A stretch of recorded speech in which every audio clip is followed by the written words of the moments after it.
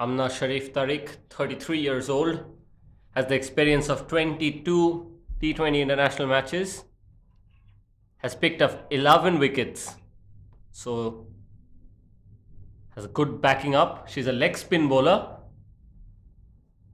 Down the leg side, easy single taken, just needs to relax a bit and come and bowl the right line and length, because her other bowlers have really kept things very tight. Mariam Omar and Mariamma Haidar have been very attacking with their deliveries, has not allowed Nepal to settle in.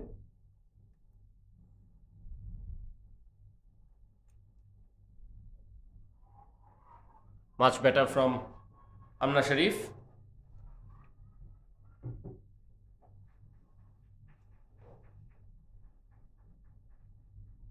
I think for Nepal, they need a partnership.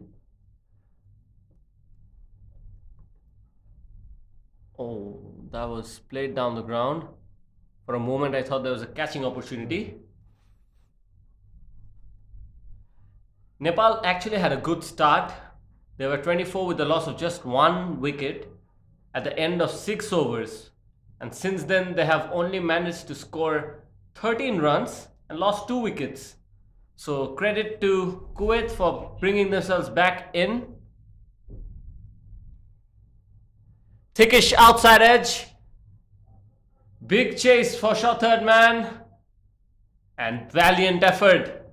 Extremely well done by the fielder Maria Jazvi, the fast bowler. Keeps it down to just 2 runs.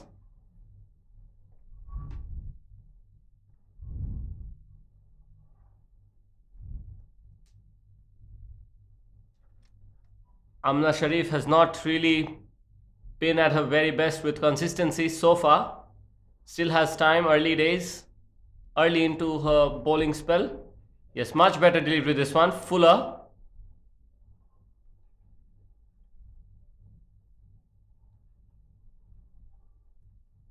You can't really allow free runs to flow. You need to make it difficult for Nepal. Kajal Shrestha has scored 3 runs of the 6 deliveries she has faced. Indu Barma 2 of 5. Amna Tariq has decided to come round the wicket for her final delivery. Interesting ploy. A dot ball. Just 3 runs of this over. 10 overs completed.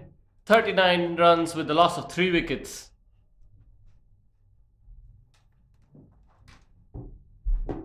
It's a brilliant over from Amna Sharif Tariq from the skipper, just giving away 3 runs.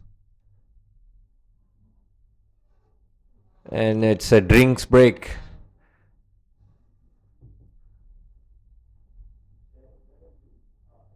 So far, 10 overs gone, 39 for 3.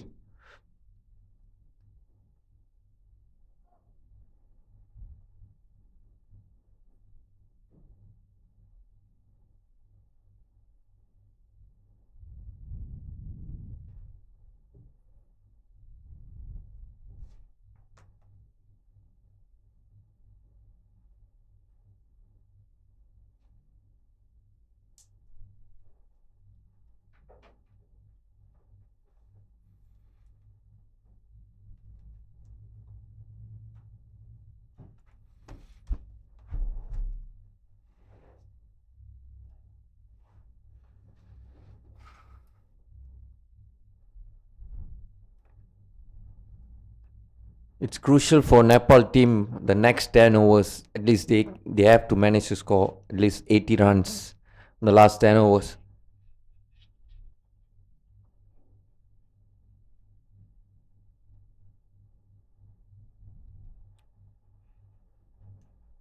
They need big partnership from these 2 batters for Nepal.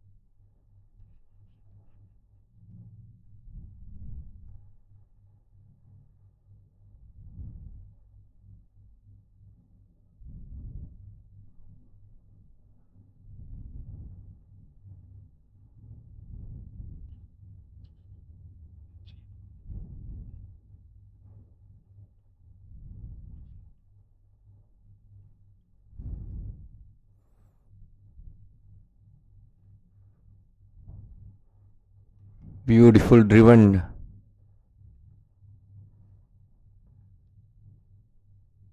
from Indu Burma straight to the mid off, taking a quick single. Mariamma Omar is bowling her final over here. So already Mariamma Haider has finished her spell. Now it's Mariam Omar. Once again a full toss, missed out on that one again. The runs have really dried up. They have not managed to rotate the strike. Neither have they managed to score boundaries. So they are under a spot of bother.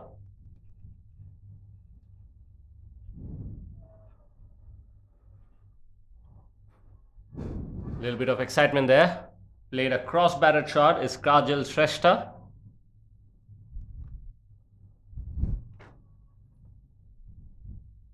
Current run rate is 3.81. They would want to improve on that one. With this run rate, they would only manage around 70 runs.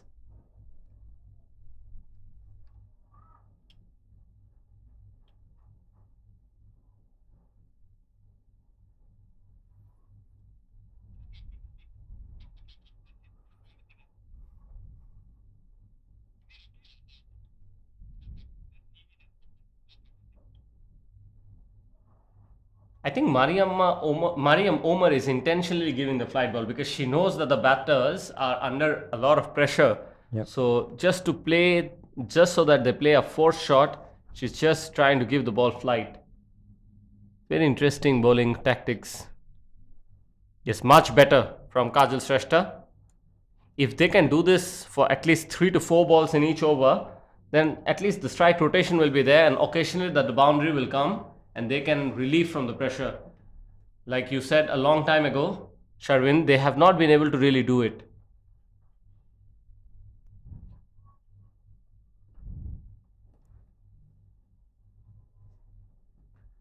That's a beautiful over from Mariamma Omar.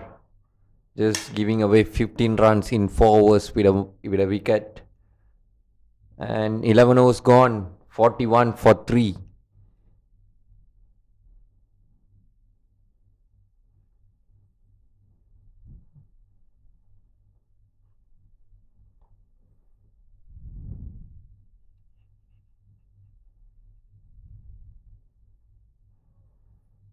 Amna Sharif has not really turned the ball a lot. She's happy to just flight them and pitch them full.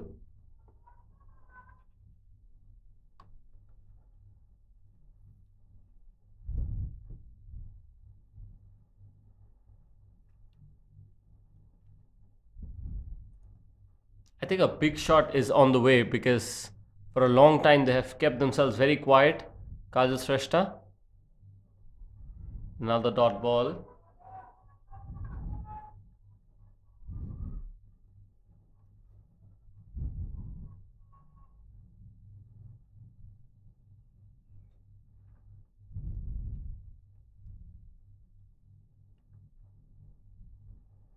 Away on the offside. Missed that one completely.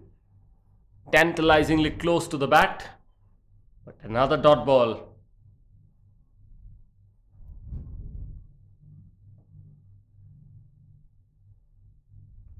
Indu Burma has scored 3 runs of her 7 deliveries that she has faced now. Stumping opportunity was there, I think. That's why the hand is around the waist. You cannot really let yourself down in this kind of situation. A wicket here will really create the opening that Kuwait is looking for. They had won the toss and wanted to bowl first, and they have done a fantastic job with the ball so far. I think the last delivery is off the bat. I think the keeper missed the catch. Oh, once again, get both of us oozing here in the com box. It was so close. Indu Burma is leaving very, very dangerously.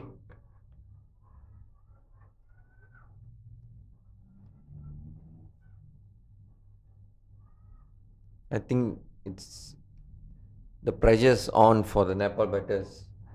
So a lot of dot balls been bowled. So they're looking for runs. They need a shot. They need a 4. They need a boundary. They need a quick single doubles. Actually, we have two young batters in the middle. Both Indu Barma and Kajal Shrestha are below 24 years old. So they cannot really get the impatience the better of them. They have to play smartly. Like on this occasion, it was guided nicely to deep square leg region and an easy single is taken. This is much better cricket. Indu Barma has the experience of 26 T20 international matches. She scored 331 runs.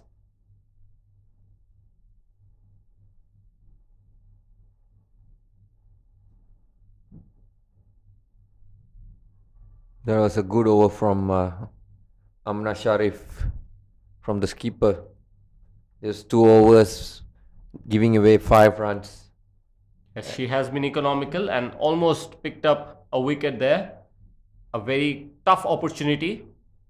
I think there is a 2 chance. One is catch and one is stumped in. Kajal Shrestha, the wicketkeeper, has played 21 matches before and she has accumulated 184 runs. So still early days for the two of them in the middle. And this is a very big opportunity for them, for both Indu Barma and Kajal Shrestha. They would want to be among the runs. Finally, I think we can see a sign of a seamer into the attack. For a very long time, spinners were operating. There's a new bowler for Kuwait, Khadija Khalil. Another sim bowler. Yes, Khadija Khalil is coming on with a slightly older ball. The two batters in the middle have played a lot of deliveries.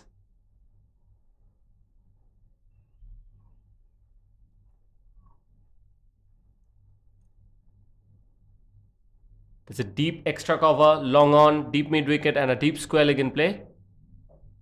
Driven on the rise, finds the gap.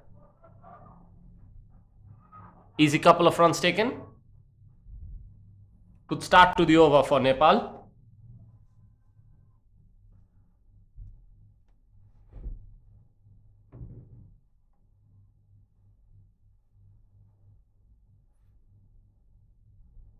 Good shot from Indu Barma, just driving to the deep square, deep extra cover, and they're running really hard. They know they need to run hard. They have to get singles and doubles. Little bit down the leg side, umpire signals wide. It's a very interesting bowling action from Khadija Khalil.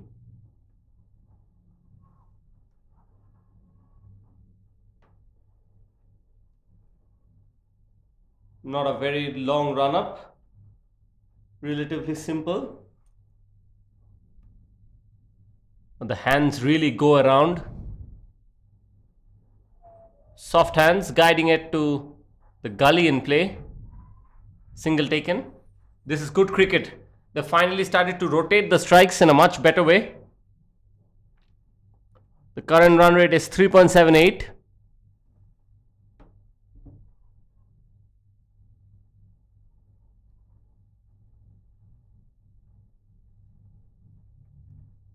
With this run rate, they can only manage about 75 runs. Big appeal, this is close. And is given. This looked very close. Finally a breakthrough. The change has worked for Amna Sharif and her teammates. Khadija Khalil has got the important breakthrough. Indu Barma has to walk back to the pavilions. She scored 7 runs of 14 deliveries. Big moment in the game now.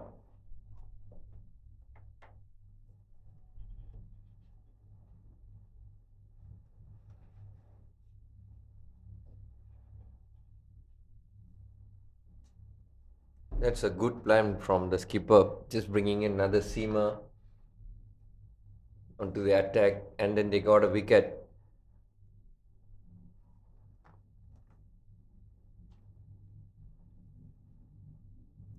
Yes, I think the batters were adjusted to facing spin, and a good change by Amna Sharif to bring in the fast bowler, Khadija Khalil.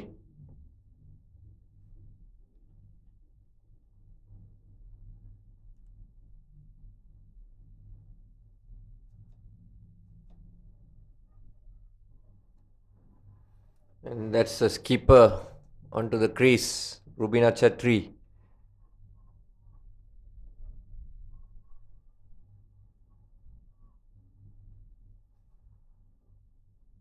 We are into the middle order now of this Nepal batting lineup.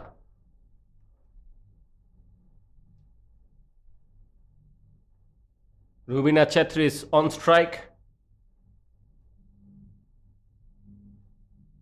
She will be facing Khadija.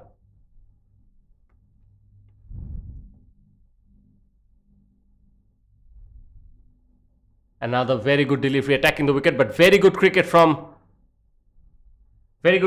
Rubina. Off the mark straight away.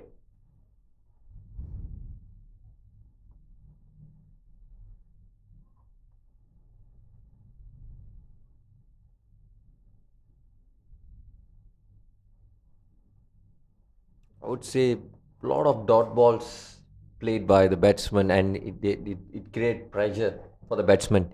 If you can see, if you look for singles and you'll be comfortable on the wicket, you know how to manage to play and how to take singles and everything. This is nicely played, but straight to the fielder.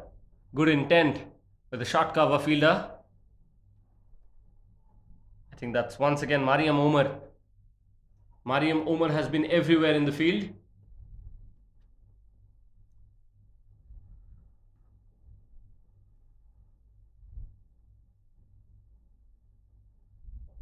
This time it is punched through the offside. Not afraid to play aerial. Gets the boundary. Brilliant shot by Indu Verma.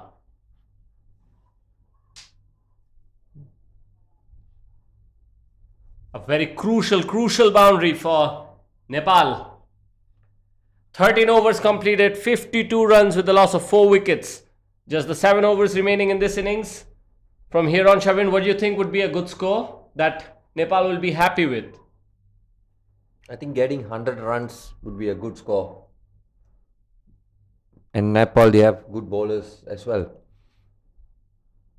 Yes, 100 I think will bring in a little bit of a contest. But Kuwait will have other ideas. They'll want to exert as much pressure as possible.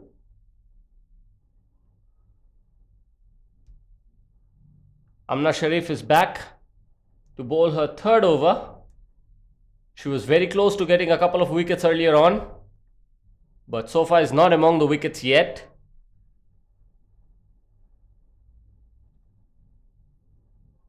As you can see, for the Kuwait fielders, they are going for attacking field placement. You can see all the fielders are up, all like short cover, short point, and short mid wicket. That was quicker through the air. Again, a dot ball to start off proceedings for Amna Sharif.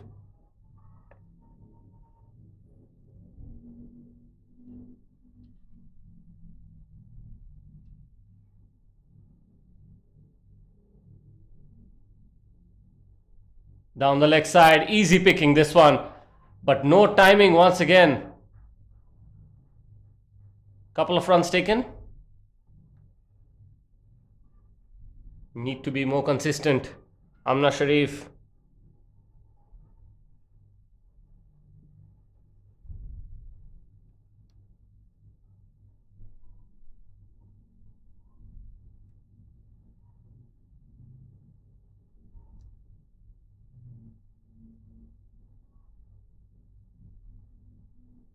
I think since Rubina has walked out to the middle, she has rotated the strike quite well.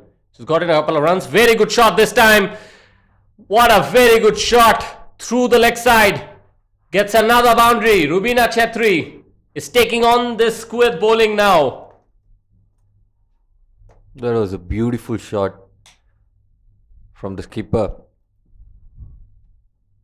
I think Rubina Chatri has a plan. She knows what to do. They got another 7 overs to go. At least they have to score above 100.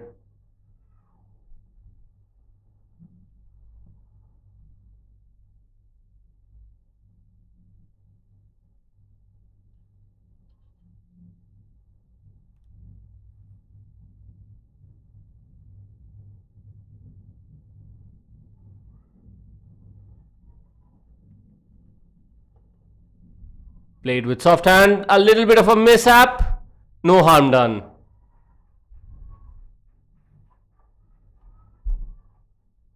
Good comeback from Amna Sharif.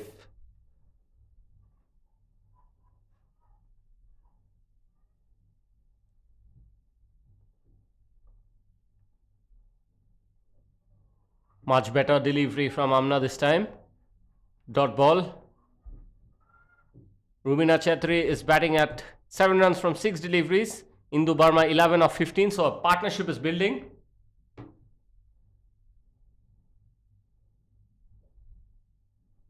Finds the gap this time through the covers. Not a lot of power there, but will still go all the way to the boundary. That is the nature of the outfield in Kinrara. If you travel, if you just give the ball a little to travel, it will go. You will never be disappointed if you find the gap.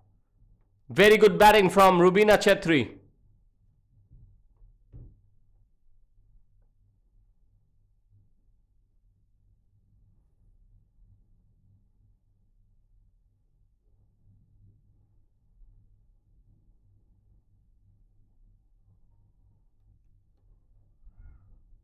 Nepal on 62 for 4 in 14 overs.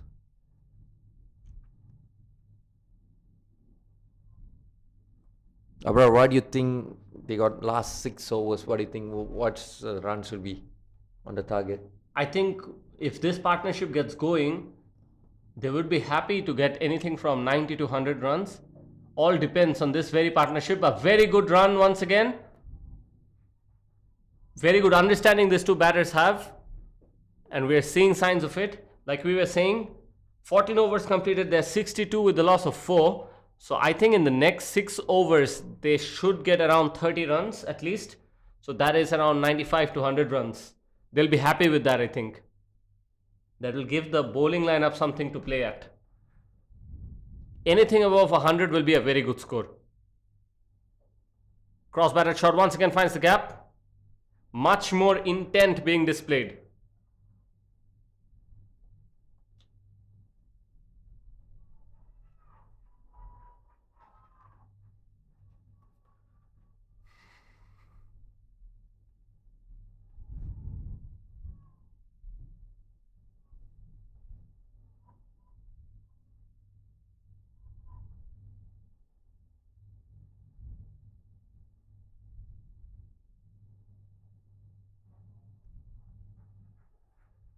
Whenever they're playing the shot to the fielder, they're off and running. That is very good to see. Rubina Chetri has brought in her A game here. Batting at 13 from 8 and Indu Barma 13 of 17. After the spell of Mariamma Haider and Mariam Omar, things have looked much better for Nepal.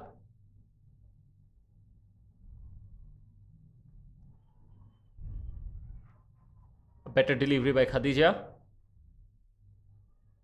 As you can see, last 2-3 overs, they're putting pressure on the fielders. They're just tapping to the fielder and then they're running hard.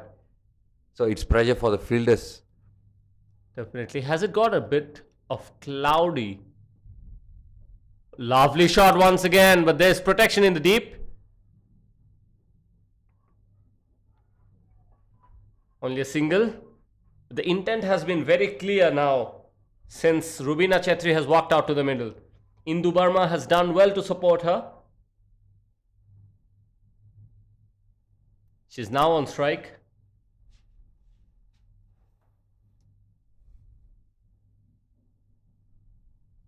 This is the impact of good running between the wickets. Like Sharvin always mentions, the moment they started running, they've gotten a few boundaries and now the score looks much better. 15 overs have been completed, 66 runs with the loss of 4 wickets. We're in for a good finish here.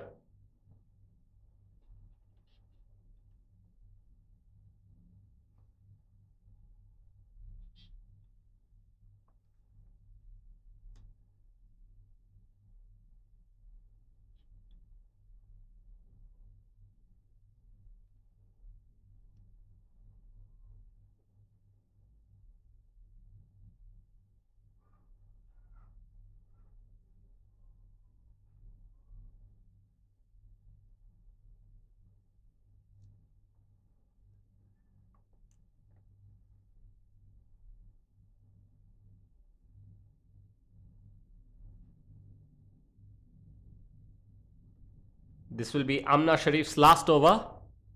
She has not picked up any wicket. Just when I say that, full and straight, umpire nods his head, not interested. Mentions that it is pitched outside the leg stump perhaps. Very good delivery from Amna Sharif.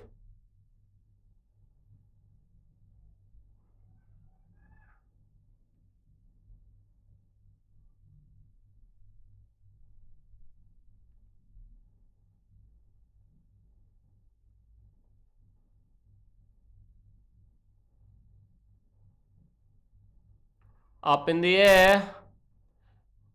I don't think the keeper had judged it too well. Another single.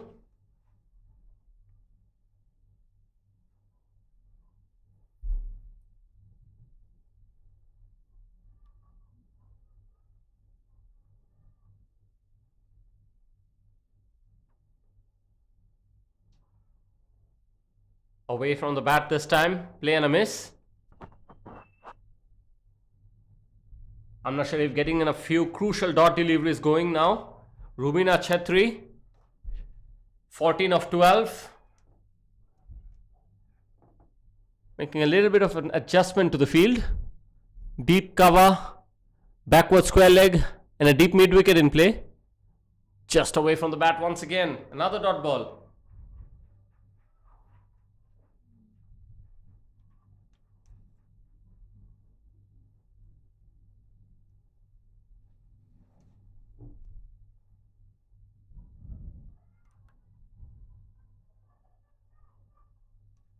Getting the mid wicket a bit more squarish. Again, Kuwait bowlers trying to bowl dot balls. They try to put pressure on the batsman again. Advancing down the wicket. Excellent running from the two batters in the middle. Indu Verma has done a very good job with her running between the wickets, and so has Rubina Chetri. Amna Sharif Tariq has one more delivery remaining. She has been wicketless so far, conceded 17 runs in her spell so far.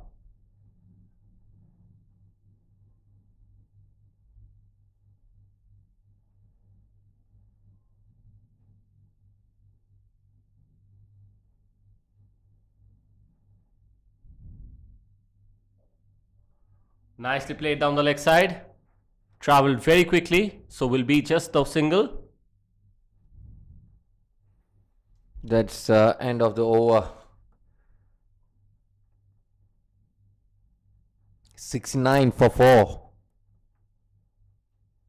Complete of 16 overs. Last 4 overs to go.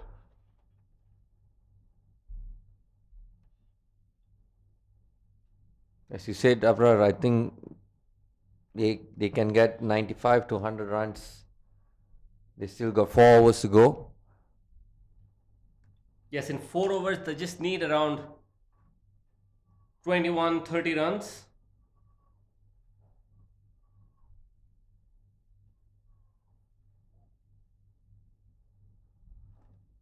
Khadija is back into the attack. Khadija Khalil picked up a wicket. Fuller delivery, nice shot all along the carpet. Glorious looking drive for a boundary. Beautifully played.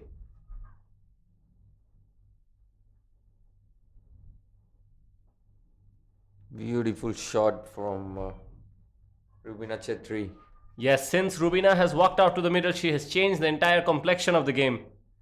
Vital runs being scored by Rubina. This is the difference between bundling it out for a mere score of 60-70 to taking your team to a respectable total. This is the kind of innings you need.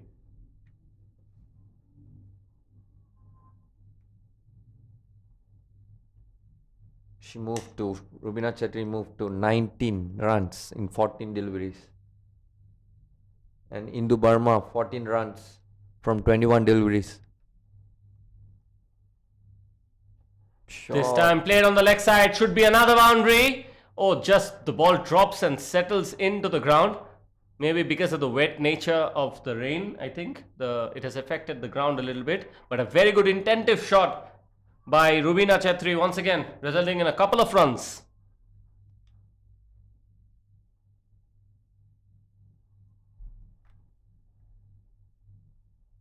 Kinrara Oval always values good game of cricket. If you bowl in the right areas, you'll purchase wickets. But airy in your line and length, and the batters can take full advantage. Once again, shot through the offside. Just a single. Khadija Khalil is being targeted in this over. Very good intent from Nepal. We can take nothing away from Indu Barma. She scored 14 of 21 now. She's on strike. That is a wild no ball. Umpire will signal a free hit. Perhaps just lost the grip of the ball.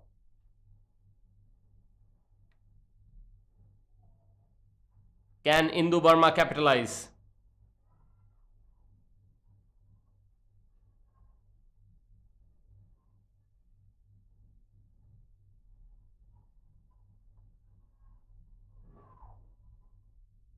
As I said, Arar, partnership matters. If you have one partnership, easily you can get 60 runs of them.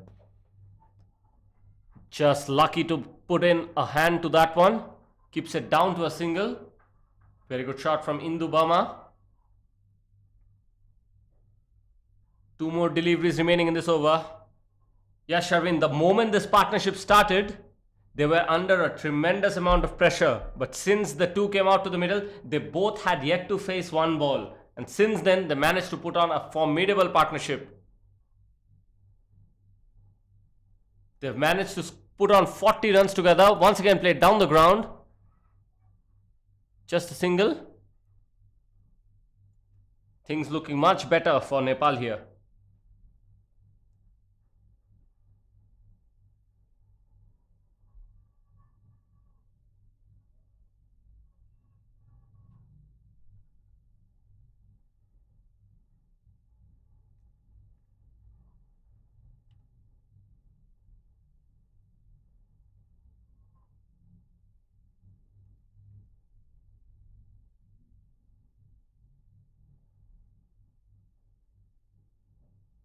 Dispatched to the leg side. There's a field in the deep. Wanted a couple of runs, not there.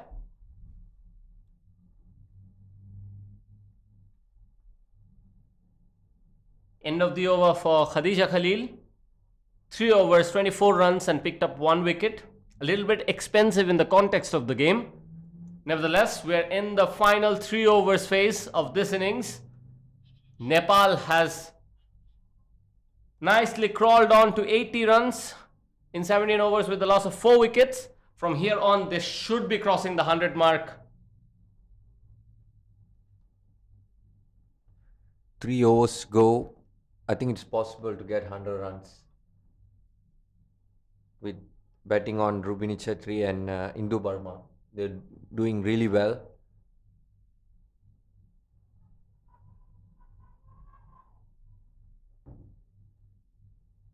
Maria Jasvi.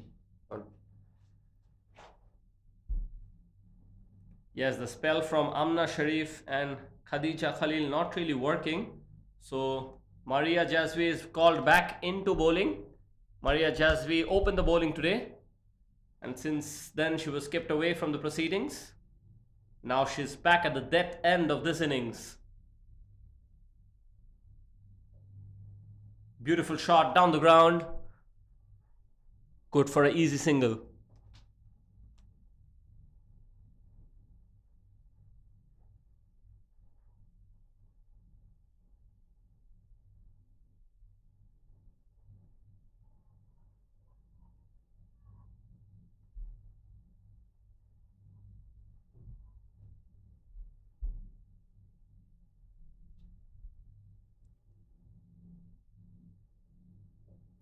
Wanted to pull that one away through the leg side. Misfield, but no harm done, just a single.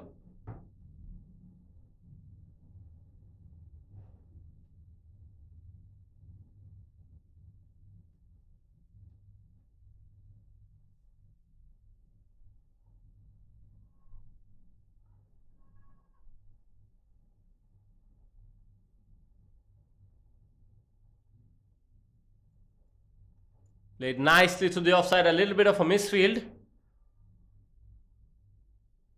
Another single has been taken. The team morale of Kuwait looks a bit down now. They are having a little bit of misfield here and there. This is what good partnership can do. Credit where it's due. Nepal has come back strongly in this game.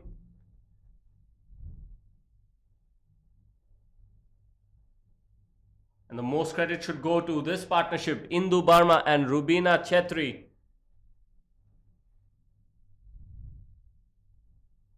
No ball signal by the umpire. Very close, I think, but I think it went over the stumps.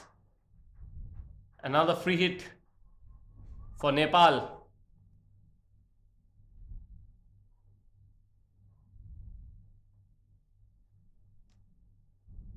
It's very good to see that the skipper Amna Sharif having a word with the batter.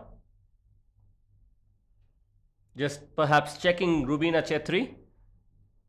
Very good spirit of the game being displayed by the skipper of Kuwait.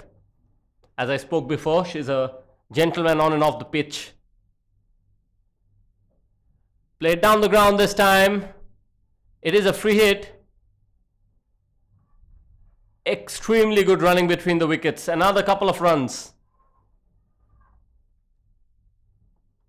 So far, it's been a brilliant partnership from Indu Barma and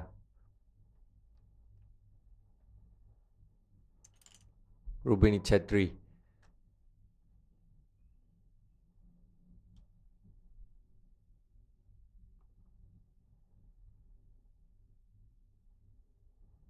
Looking to make some room.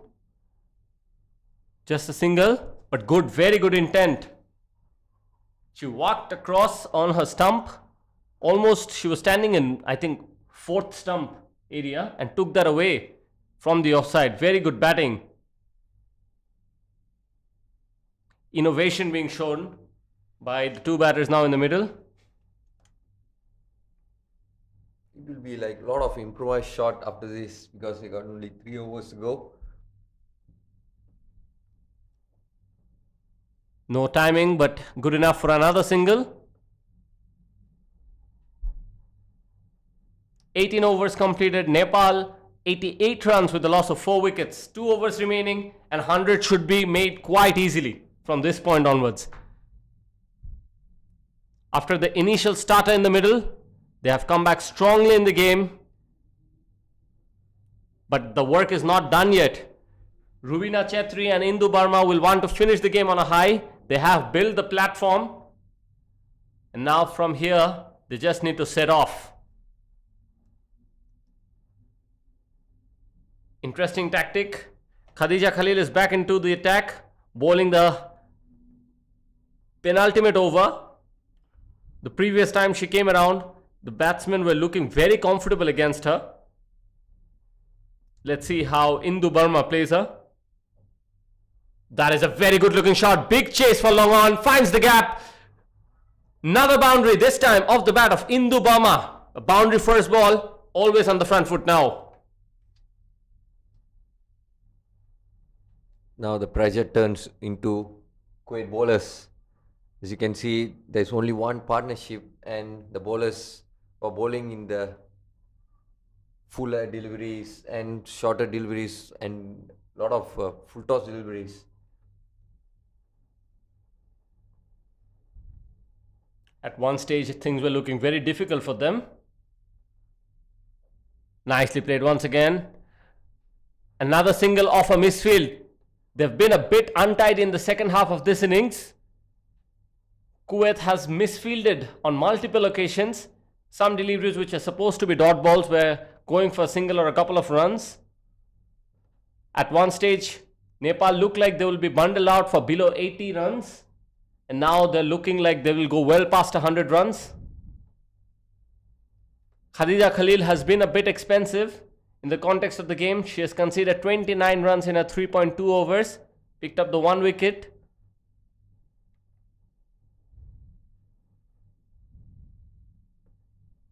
The ball kept very low. She advanced down the wicket but failed to make any sort of contact. That was a brilliant bowling from Khadija. I think it was a slower delivery. Yes, a vital dot ball in this stage of the game.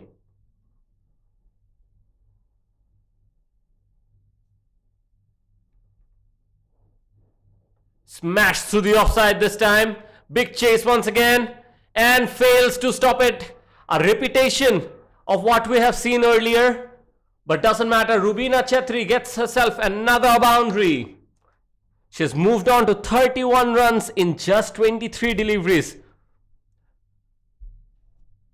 The value of this innings to this game cannot just be described.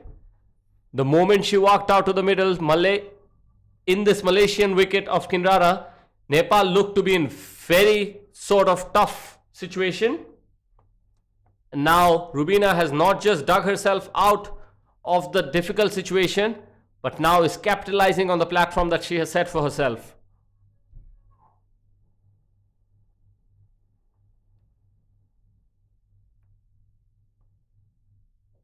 Another innovation out there, walking across the crease. Just a one run. I think you can understand why she's trying to do that. Long on is very straight, and the only other fielder in the deep is the deep mid wicket, who's very squarish. So big gaps in the leg side. As I said, improvised shot. Last few overs, they need to get boundaries. I think if she left that, could have been a wide, but at this stage you're looking to go after everything. Just a single to finish off the spell of Khadija Khalil. 4 overs went for 35 runs. So eventually she finished her spell in a very expensive tone. Amna Sharif will not be too happy with how things went after they were well in control of the game. Last over to go. Nepal 99 for 4. Rubini Chetri on 32 and Indu Burma 25. As you can see, when Rubini Chetri came into bat, the way Indu Burma got the confidence to score runs. So the last over coming up, Maria coming to bowl, Maria Jazvi. Single of the first ball. I think the right player is now on strike, Rubina Chetri. That's 100 up for Nepal.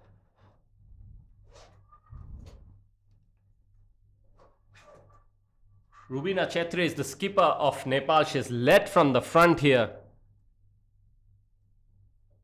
And smashed. That is the vacant region. A big chase will be on for long on. Stops that before going the fence, but couple of runs taken.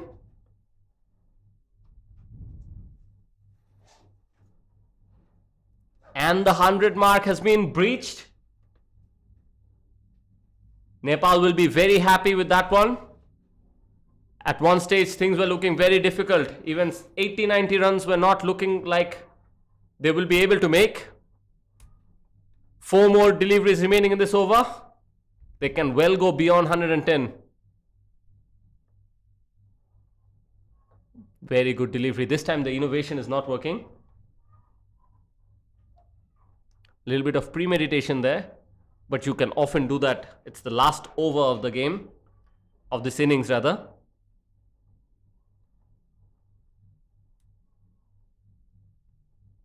I think Maria Jazvi was given some sort of instruction from what we have seen. Let's see how she executes it. Again, beautiful delivery from Maria Jazvi. Excellent running, that one. There was never a run there. Good call and good understanding between Indu Burma and Rubina Chetri. I think the first 2 balls was bowled onto the stump line, and the next 2 balls, as you can see, she was bowling outside off stump, like wider delivery. It's really hard to hit. Yeah, especially because there is no pace on offer. Very slow through the air. Almost like a spinner. Maria Jazvi has done a good job so far. 2 more deliveries remaining. Just missed the stump. Couple of runs maybe. Yes, double taken on that one. Very good running. Excellent running between the wickets. Last ball of this over and this innings coming up from Maria Jasvi.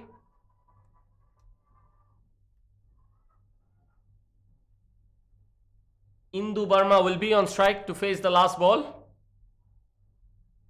Can they finish with a flurry?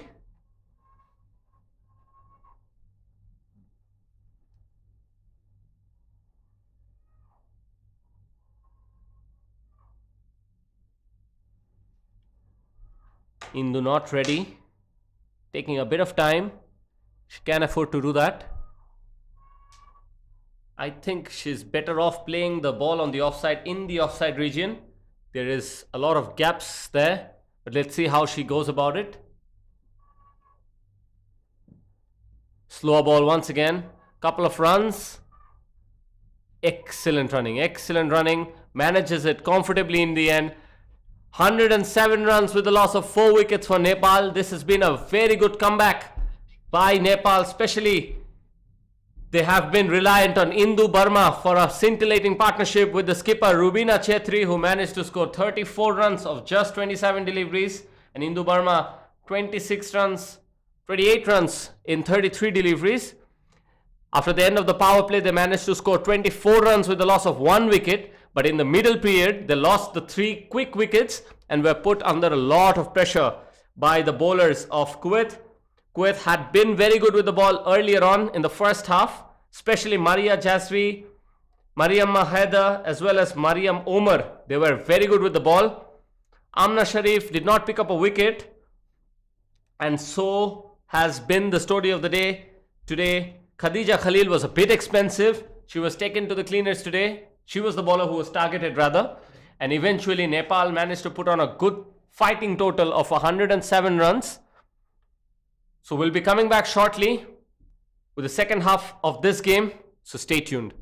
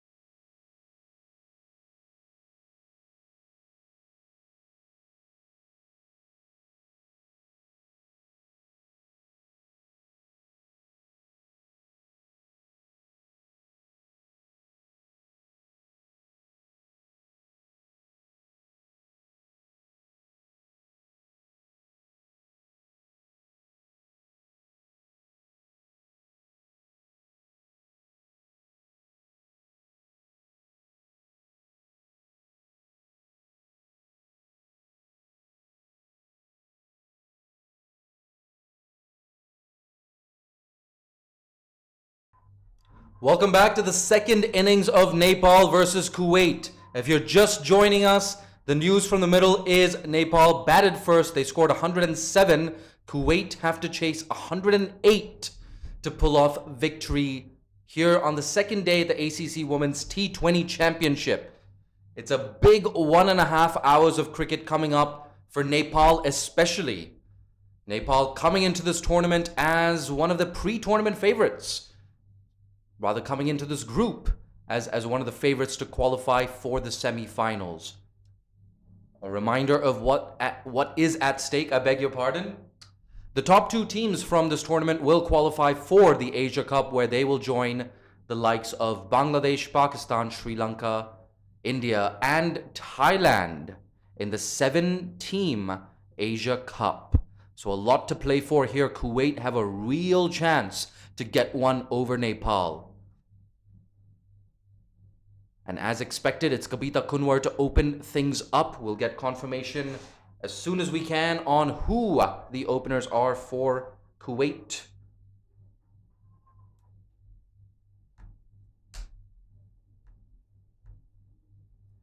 But yes, like we said, a golden opportunity here for Kuwait to pull off what you would have to say is a bit of a mini upset against Nepal. Kuwait, of course, have the advantage of a lot of international game time heading into this tournament. They had the GCC Cup as well a few months ago. All the Gulf nations competing in that tournament. And last year, the Asia qualifier as well. Got some great experience. Finished off on the last day against Hong Kong, registering more than 100. Here we go, Kabita Kunwar. First ball of the chase. Right on the money. Nothing fancy. Just angle in, shape away.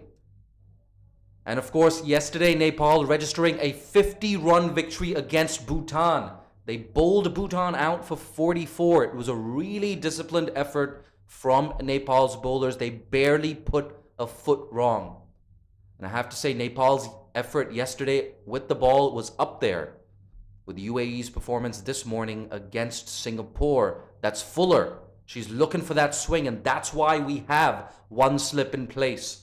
Kabita Kunwar, she knows that Nepal need a strong start. They need early wickets if they are to emerge victorious in this all-important encounter.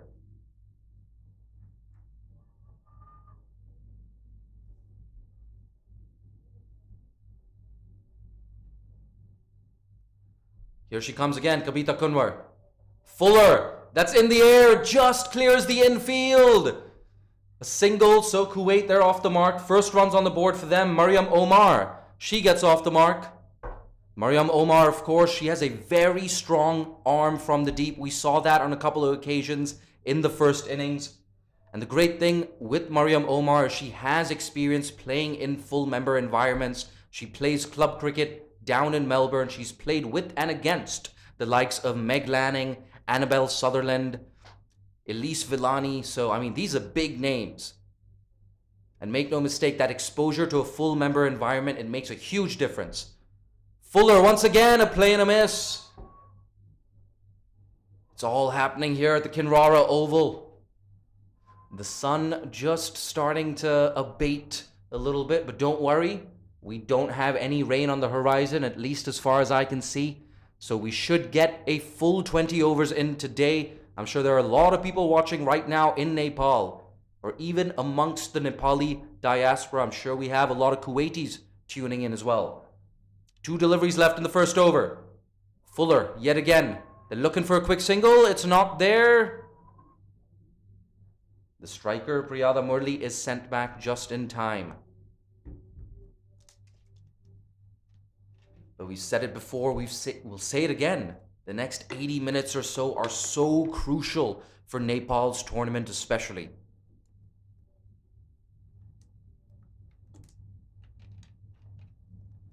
Kuwait, they just keep improving this team. And like we said, that game time, that international game time, priceless. Fuller.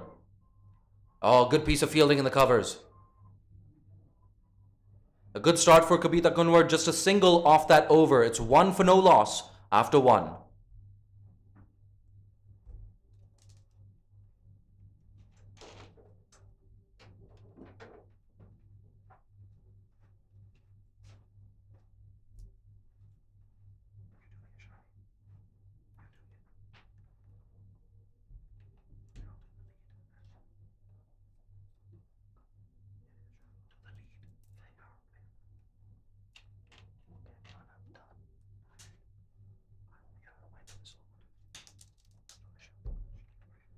So looks like the first over was a brilliant over, just the 1 run.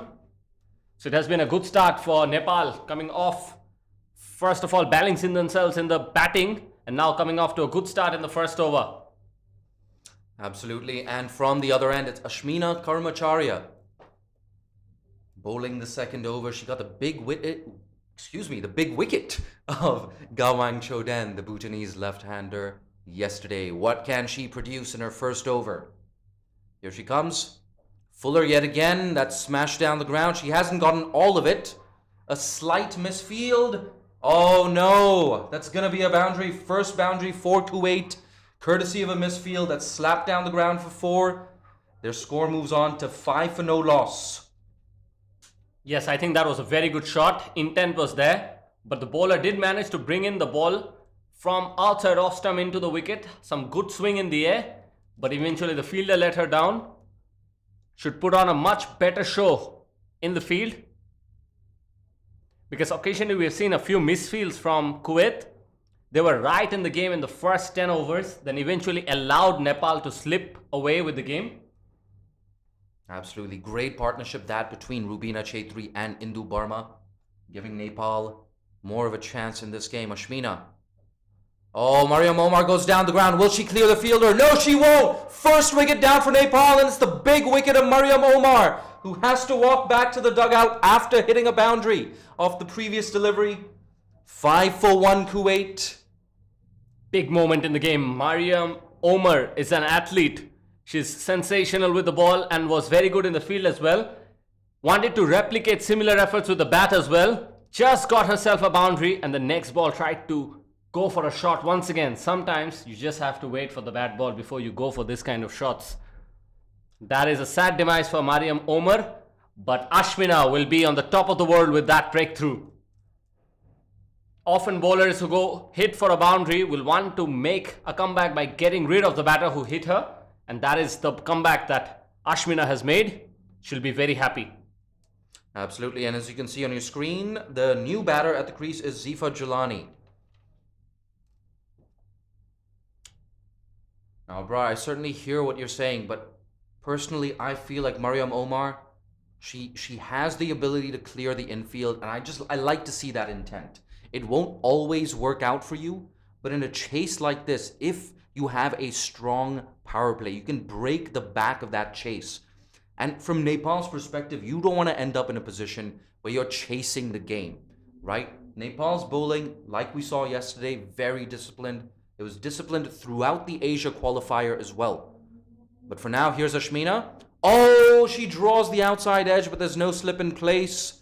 Just a single down there to third man. Yes, but make no mistake, the total, that the target that has to be chased is par 100. And anything above 100, you have to be a little bit calculative and circumspective, because it's not a very big score that you have to go after each and every ball. On the process, if you lose a wicket, you can put yourself and the team in a very crucial and back foot, and you don't want that to happen in a chase. Yeah, you're right. It's always a tough balance to strike in a chase like this. Fuller, yet again, the game plan for Nepal is very, very clear. Let's bowl it full. Let's try and get that movement. Let's try to get those early wickets. It's worked so far in the first over. Yes, it's a simple ploy, but as often as we have seen, it works. Here we go. Just a couple of deliveries left in the second over. Ashmina pitches it up. A bit of a thick inside edge there. Goes to Sita Rana Magar, fielding at mid-wicket. So no runs off that delivery. Yes, wanted to play it on the offside, but did not make the contact where she intended to. Eventually just a thickish edge to the leg side. Dot ball nevertheless. Fuller, very full. A Yorker length delivery just pushed back to the bowler. So good comeback here from Ashmina after being struck for a boundary by Mariam Omar. A bit of a misfield, of course. In any case, it's 6 for 1 Kuwait after 2 overs.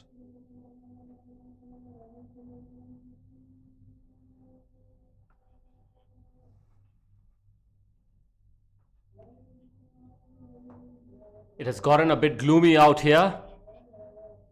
The clouds have suddenly covered the pitch. It was looking sunny, but now I don't think there will be any interruption. It might just be a passing drizzle.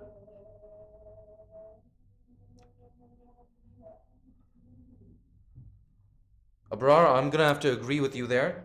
I believe it should just be a passing drizzle. But in terms of the action in the middle, I like this move. Sita Ranamagar into the attack. That's defended into the leg side. That's a good piece of running as well. They scamper through for a quick single. I think she has adjusted to the wicket very early on because she spent some time while batting. She knows what speed to bowl at, and it is very important here in Kinrara Oval for the spinners to bowl at the right pace. Yes, no doubt. And we've said this before, we'll say it again. Sita Ranamagar, one of Nepal's best players. Here she is again from around the wicket. That's a little shorter and wider, a play and a miss there from Priyada Murli. But Abrar, you know, I gotta say, the 4 overs from Sita Ranamagar, her 4-over spell could well decide the fate of this contest. That's flighted up a tad. That's edged, and that has to go down as a drop chance. Oh dear Lord, I mean, a very sharp take behind the sticks, but if you want to defend totals like this, you've got to take those catches.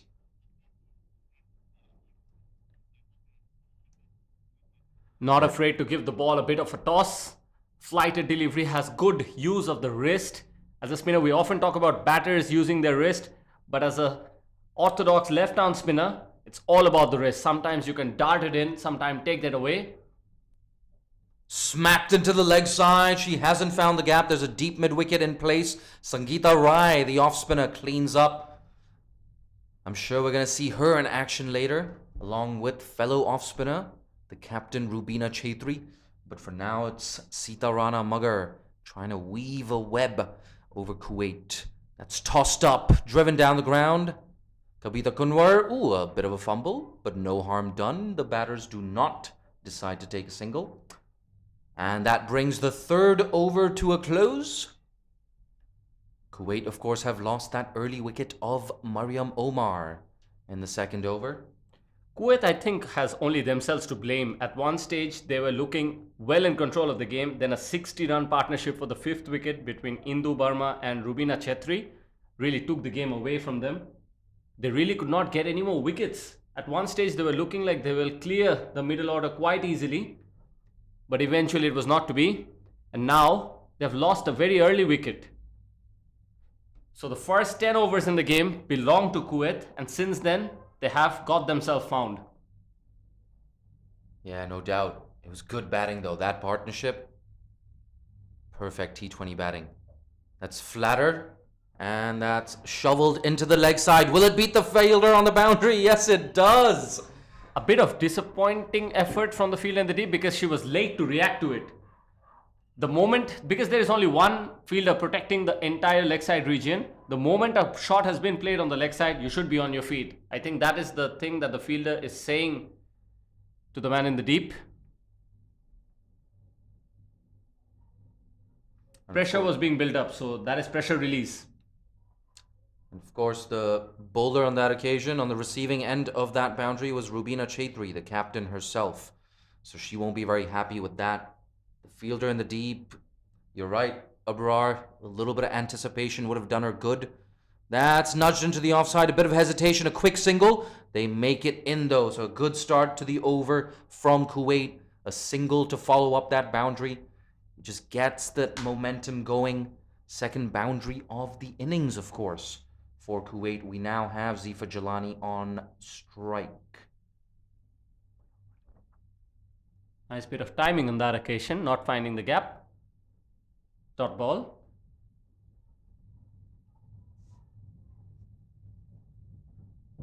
As often as we have seen subcontinent teams coming out to play anywhere in the world, they'll bring in their spinners, attack them with spinners, try to choke them.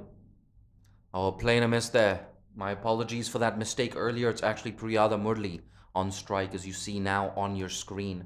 She's looking leg side. It's a 5-4 offside field right now for Rubina Chaitri. That's tossed up, That's drilled down the ground. But it's just going to be a single. There's a long on in position. Oh, a strong throw in from the deep. You like to see that. Abrar, I'm going to put you on the spot right now. What is your prediction? Who are you backing right now? For me, I think I'm backing Nepal because momentum is in their side. They have started their innings with the ball. They picked up an early wicket. So I think they're in for a good show. As long as they can pick continuous wickets and not allow the free, easy flow of runs, I think Nepal is more likely to come out victorious in this game at this stage. But anything can happen. It's a funny game.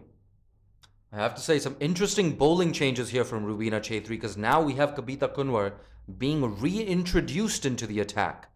So she bowled a really good first over where she only conceded 1 run, troubled both batters in that over as well.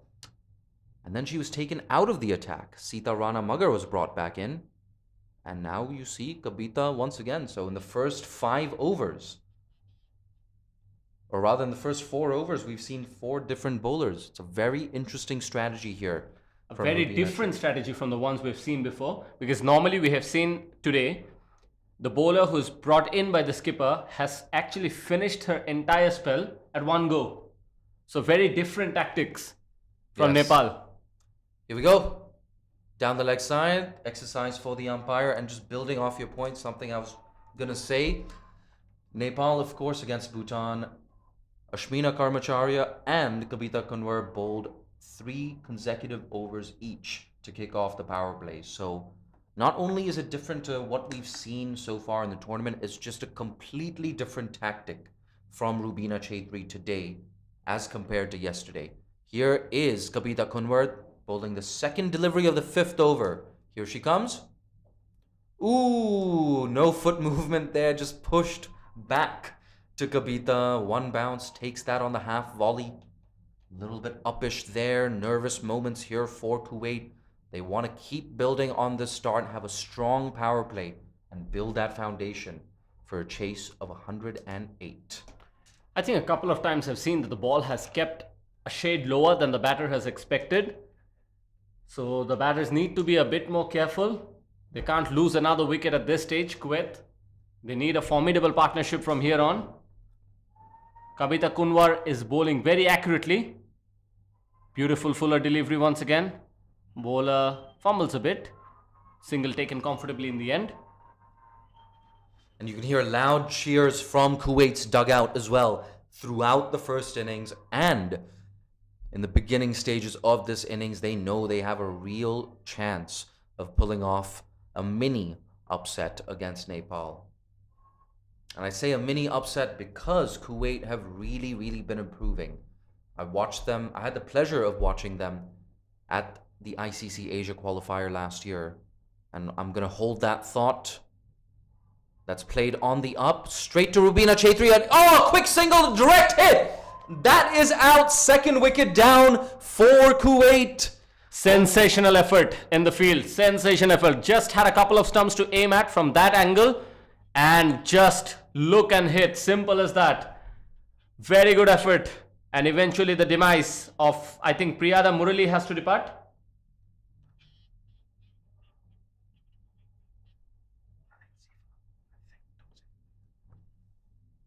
Nepal surely back in the game now with the fall of 2 wickets. 4.2 overs completed so far. 16 runs with the loss of 2 now.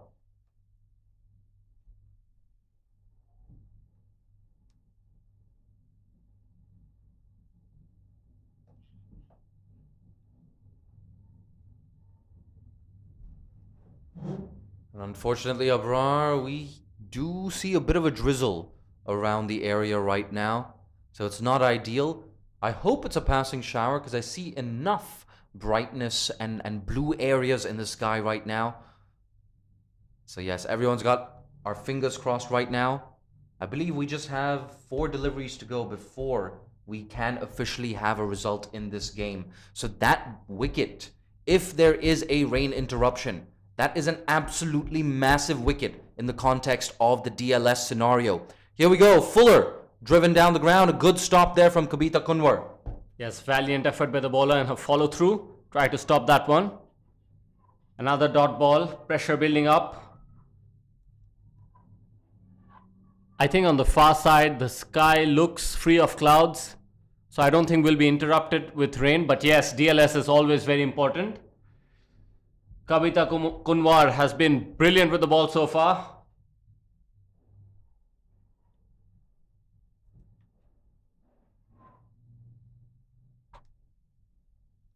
That's Fuller and tucked away on the leg side. They're going to get a quick single there. Mid-wicket runs around but can't stop that single. We're into the 5th over right now. 1 delivery left. Kavita Kunwar, she's into her 2nd over. The score is 17 for 2. If you're just joining us, the news from the middle is Nepal batted first and put up a score of 107. It was a really good recovery from Rubina Chaitri and Indu Barma, giving Nepal more of a chance in this contest. Oh, I love seeing this. Kavita Kunwar, she does this a lot, changes up that angle, goes around the wicket to the right-hander. She did it yesterday. She was rewarded with a wicket. She did it in that game against the UAE at the ICC Asia qualifier last year. She picked up the big wicket of Isha Oza on that occasion. So it's a tactic that Kavita Kunwar has used over and over again, and more often than not, she succeeds. So here we go. Final delivery of the 5th over. Kavita Kunwar with that change of angle. That's full on the leg stump. Didn't nail her line, but it's a good way to end the 5th over, a dot ball. So it remains 17 for 2 after 5. A very good start for Nepal. Keeping Kuwait very quiet so far. They have not been able to take the advantage of the fielding restriction.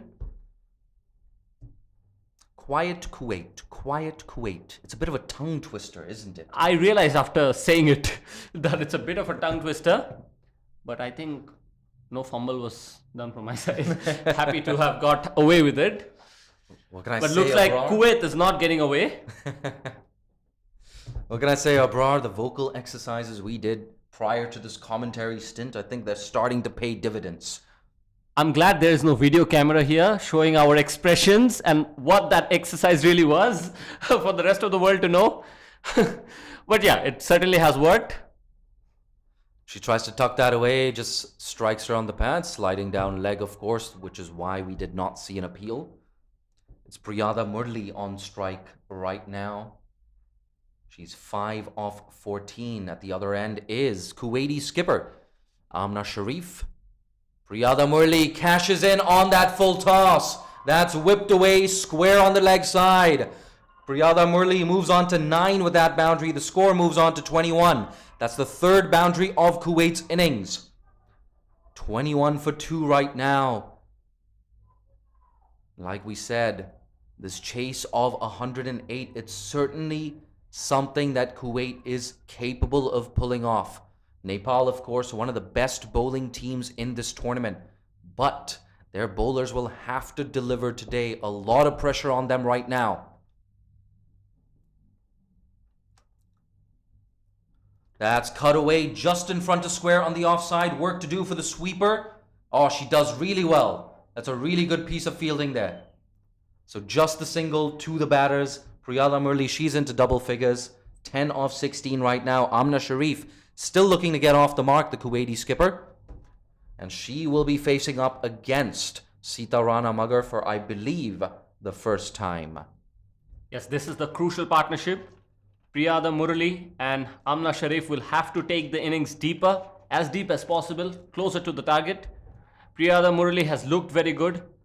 Amna Sharif has to be that glue that you mentioned before.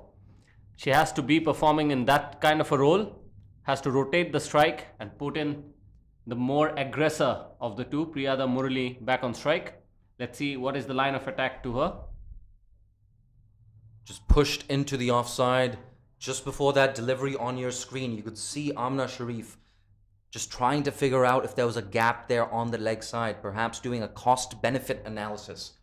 We have a fielder in the circle at square leg, in the circle at fine leg. That's a muted appeal. It actually looked like there was a lot of bat on that delivery. So, I mean, hey, you know what? You're going to appeal. You may as well appeal, right?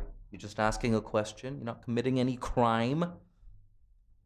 Nonetheless, one delivery left now in the power play. Amna Sharif looking for her first runs. She plays that watchfully.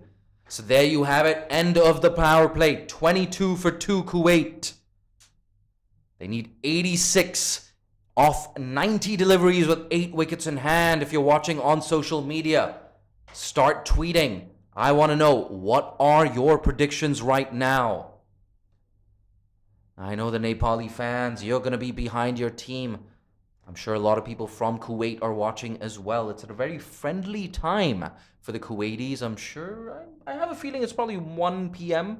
right now in Kuwait, assuming that they share the same time zone with the UAE. But in any case, afternoon time right now in the Gulf. Rubina Chaudhry, she is into her second over. She's going to bowl the first over of the post-power play period. Here she is. Straight, tucked into the leg side, a quick single. Is this a run-out chance? No, not quite. The fielder did not run in fast enough, I beg your pardon.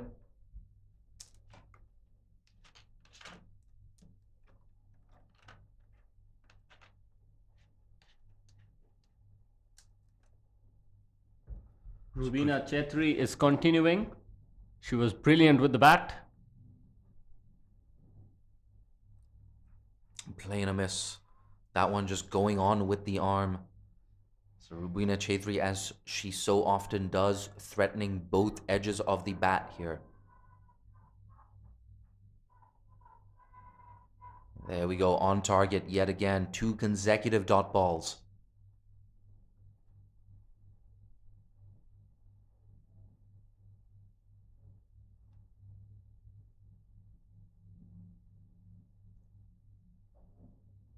That's pushed down the ground.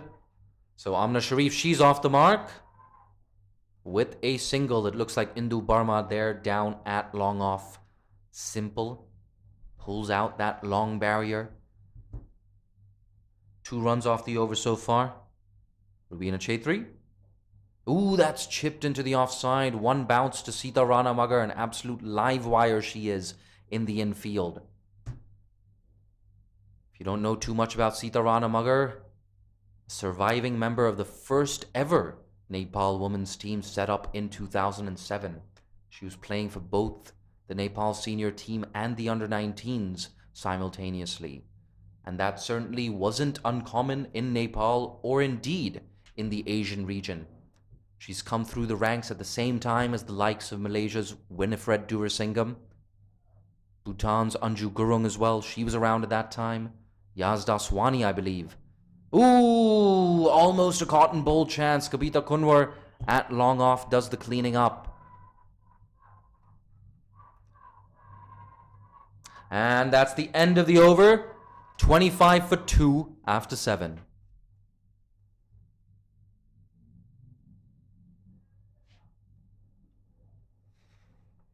At the moment, Nepal have a good grip on the game. The run rate is not near to what they require. The current run rate is 3.57. They require about 5 runs per over. But they can afford to spend some time in the wicket. Take some notes from what Rubina Chaudhry and Indu Barma had done earlier. Yes, absolutely. That was certainly a captain's knock there from Rubina Chaudhry. She's given her side a much better chance of defending this total, and you have to say, if you were to make a determination right now, Nepal are in the box seat, but you never know. Kuwait, they need 83 of 78 deliveries. What can they pull off in this over? That's a full toss, does not get all of it, but she should get a single down to long on. And with that, we also have a change in bowling. I believe it's Ashmina Karmacharya who's been reintroduced into the attack, and yes, good stuff, Jay. Your eyes still work. Complimenting yourself? I was just being facetious, man. I'm getting older. Here we go. Ashmina. That's Fuller. Ooh, some angle into Amna Sharif there. She's unable to do much with that. But yes, Ashmina and Kabita Kunwar, both seamers for Nepal. They've been so impressive throughout this tournament. And they've kept up the good work today as well. Here's Ashmina. I'm sure she's looking for that third breakthrough for Nepal. Good stuff. Good stuff. Right on the money. She was hit for a boundary in her first over. It was a bit of a misfield at long on, rather mid on. Mariam Omar on that occasion collecting a boundary, and then she skied Ashmina up straight into the hands of mid-off off the very next delivery. So Ashmina Karmacharya, great comeback from her in her first over. That's down the leg side. Ooh, that must have clipped something. Umpire Tabarak Dar, I beg your pardon, I'm just getting a little bit tongue-tied here. The exercise not really working? It's my throat. It's getting drier and drier. It's all that fish sambal I had at lunch. Don't eat spicy food if you have to talk for 7 hours at a stretch. I've learned that lesson. But it's fish sambal. So I'll make an exception. Ooh. Plays inside the line of that one. A play and a miss. Amna Sharif hasn't been the most fluent start for the Kuwaiti skipper. She just walks away to gather her thoughts, hands on her hips. She's going to walk back to the crease now. Yes, she's batting with a strike rate of just 9. So that is astonishing at this stage. And in a T20 game, Ashmina has been consistent. That's pushed into the offside. Another dot ball. Amna Sharif not quite at her fluent best in this game so far. That's definitely an understatement. In any case, end of the 8th over. It's 26 for 2.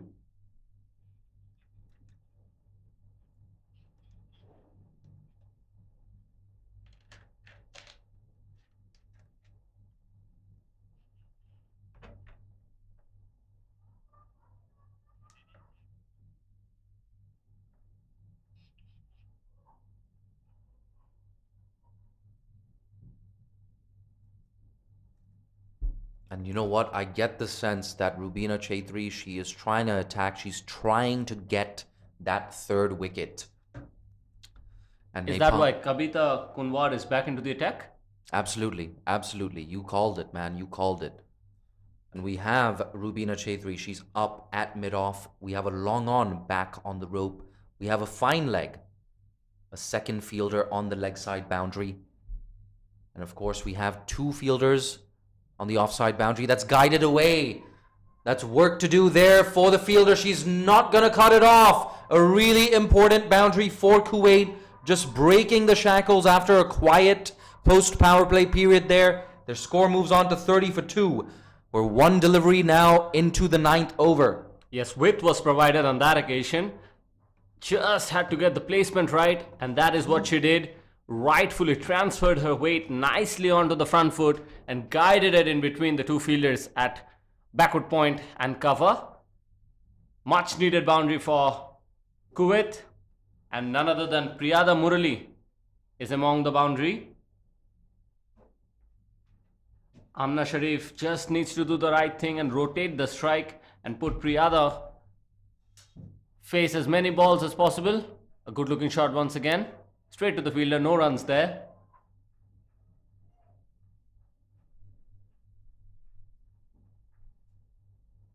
Kabita Kunwar has managed to keep things very quiet but has not really picked up a wicket.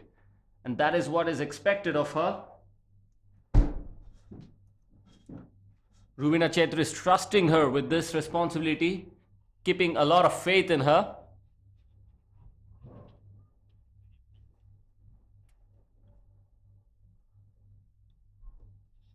Here we go, Priyada Murli. She is looking leg side. She wants another boundary. Nepal, they want to get Priyada Murli out. She's 17 off 22. Kabita Kunwar, full down the ground. That's well kept out. Oh, look at that. We see some aggression. You can see how much this means to Nepal. They know this is an very, very crucial juncture of the game right now. Whoever wins this next mini battle in the next couple of overs could well win this contest.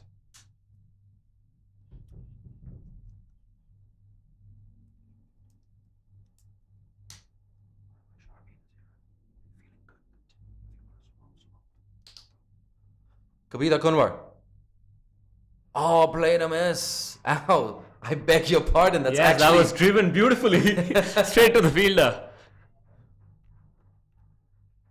That was driven beautifully straight to the fielder, but no runs there. Priyada Murali has looked good every time she played a shot on the offside. It was interesting because Priyada Murali, when she hit that, she was actually looking a little bit behind her. I was fooled by the eyes of Priyada Murali. 2 deliveries left in the 9th over. Little uppish. Sita Rana Mugger. An absolute live wire in that infield. She fires that throw in. It's the second time in this over we've seen a Nepali fielder fire that throw in. They want a wicket. They want it desperately. 78 required now off 67 deliveries. If your math is any good, that means that required rate is edging closer and closer to 7 runs and over. That's tucked into the leg side, a quick single. They're going to make it very easily. So a single to close out the 9th over. It's 31 for 2. Nepal is well and truly in the game now. This is their match to lose if anything happens. But other than that, I think they would feel very comfortable. The bowlers would want to find themselves more often in the wicket column. But other than that, Priyada Murali has looked very, very good. It is Amna Sharif who needs to take on a little bit more responsibility.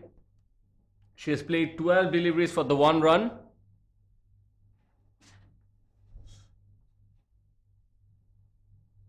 Yup, that's a good call. Ashmina is brought into the attack. Another seamer.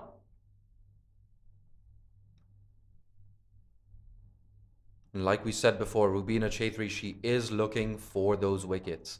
There's no better way to peg back the opposition.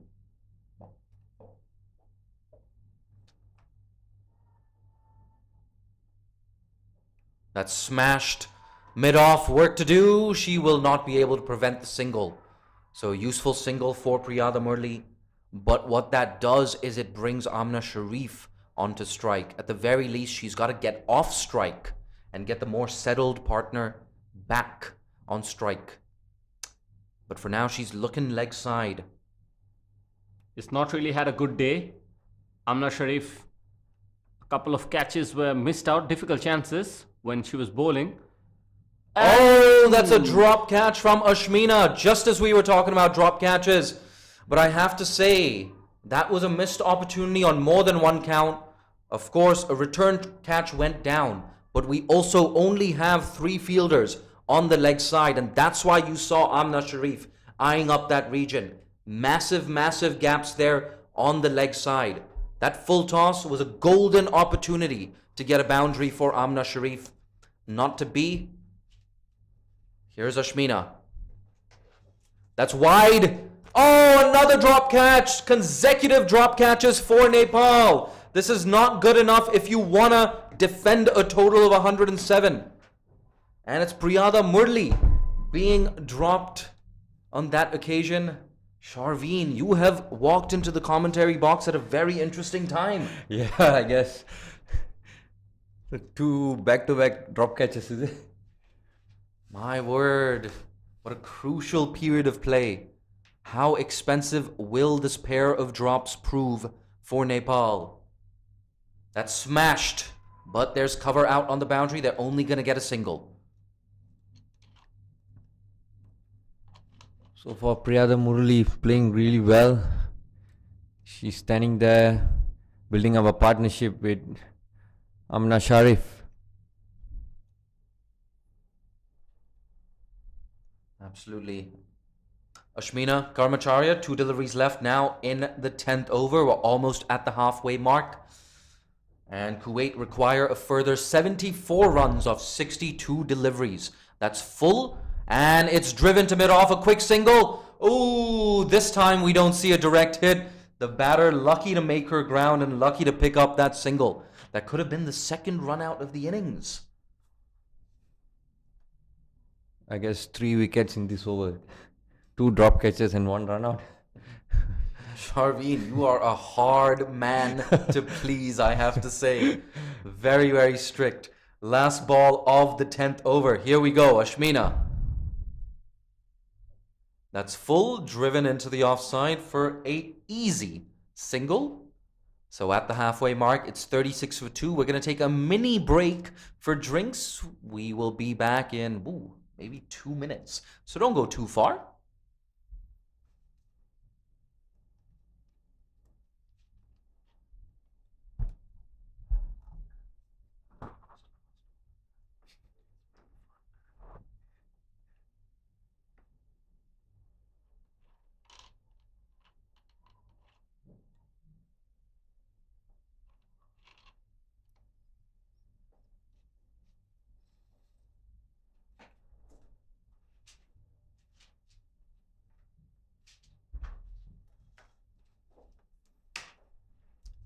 If you're just tuning into the broadcast, the news is Nepal scored 107 in the first innings. So Kuwait, with a chase of 108, they required 5.4 runs and over at the start of the chase. We're at the halfway mark, at 36 for 2, with Priyada Murli not out on 21. It was a good power play period for Nepal, which included a run out, a direct hit by Rubina Chaitri to get rid of Zifa Jalani. Before that, in the second over of the innings, Mariam Omar skied a catch up to mid-off. So 2 wickets in the power play for Nepal, and the bowlers are gonna have to deliver if they want to defend this total. Sharveen, I'm gonna put you on the spot, mate. Whose dugout would you rather be in? For me, I always love to chase. So I'll be in the batting side. Absolutely, and I mean, with one set batter there in Priyada Murli and their captain still at the crease, Kuwait definitely have a very good chance of chasing this down. But that required rate of 7.2, it can get very, very tricky. You get 2 quiet overs now that only go for around 5 or 6 runs, and suddenly that required rate edges up over 6 runs and over, approaching 8.5 runs and over. And that's not always easy to chase, regardless of what team is batting and regardless of who's at the crease. Yeah, I agree with that. I think next 10 overs, they need to build up the partnership. I think the way Priyada Murli and Amna Sharif, they have to build a partnership, a big partnership to stay until the end.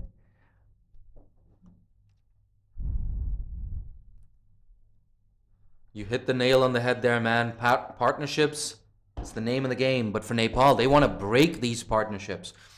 And Rubina Chaitri, the Nepal skipper, has brought herself into the attack. It looks like we're all set to resume play after a drinks break. Very hot and sultry conditions here at the Kinrara Oval. We had a brief drizzle earlier on. It threatened to maybe disrupt play, but it probably ended up being a good thing. Just made things a little bit cooler for all the players and everyone, all the support staff and tournament organizers here at the Kinrara Oval. Rubina Chaitri tosses that up. That's driven to cover in the circle, a dot ball to start the second half of the innings.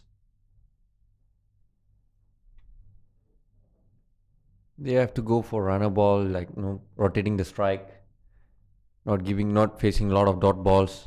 Oh, that's a bit of a misfield there in the covers. They're going to get through for a single. So Sita Ranamagar does the sweeping up there, running from long off to cut that off.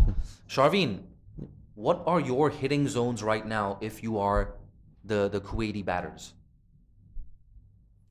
I think there's a big gap on the square leg area, you can see.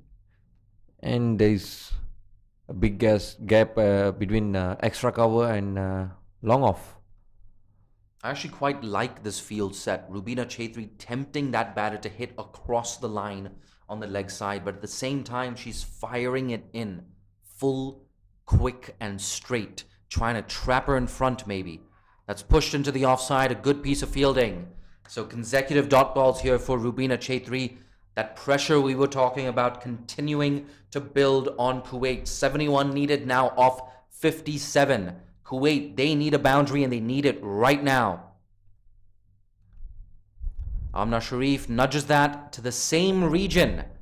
So 3 consecutive dot balls, and Sharveen, the statistics say that the chance of picking up a wicket after 3 consecutive dot balls absolutely skyrockets. So I feel like we're gonna see something happen, perhaps right now, off this ball. Nope, that's nudged into the leg side. Amna Sharif is gonna close out the over with a single. And with that, the 11th over is up. It's 38 for 2. They have another 9 overs to go. They have to play less dot balls. Just keep on rotating the strike, taking singles. As you said earlier, any 2-3 overs below 6 or 5 runs over, the run rate gonna accelerate to 8.5 and 9 and 10. 100%, man, 100%. And with that, we have a change in bowling. Sangeeta Rai, the off spinner, is into the attack. So right now we have off spin from both ends. But Sharveen, I'm curious, if you were Amna Sharif right now, what is your strategy? Do you rotate the strike and get Priyada Murli on strike? Or do you try and get your first boundary of the innings and build some momentum that way? I would do I'll give a lot of strike to Priyada Murli because she's on to the first over until now. She facing a lot of balls. She hit a boundary. So instead of facing a dot ball, so I'll give strike to her to face more balls. It's such a tough balancing act, because when that run rate gets up, that required rate rather, gets up to 8 runs and over, you need a boundary every over, right? Ooh, that's a play and a miss. It looked like she was trying to find that gap square on the offside. It's not a very big gap between deep backward point and gully in the circle, but you need good connection. She was unable to make any connection on this case. She is 4 off 19 deliveries. Sangeeta Rai, the off spinner, tosses that up. That's hit down the ground. They should only get a single. A good piece of work there in the deep. It's Rubina Chaitri, the captain herself, fielding at that crucial position. Sharveen, you have captaincy experience, I believe. Where do you prefer to field? I would stay in boundary lines. I won't stay in 30th circle because I love to catch. I love to stop the boundary outside the ring. Mate, you love to stop boundaries. You like to hit boundaries as well. An absolute nightmare for the opposition when he's in full flow. Sharveen Muniandi. So much experience for the men's national team. Great to have him in the commentary box. And there we go. That gap on the offside we were talking about. But it goes straight to deep backward point. So just a single there.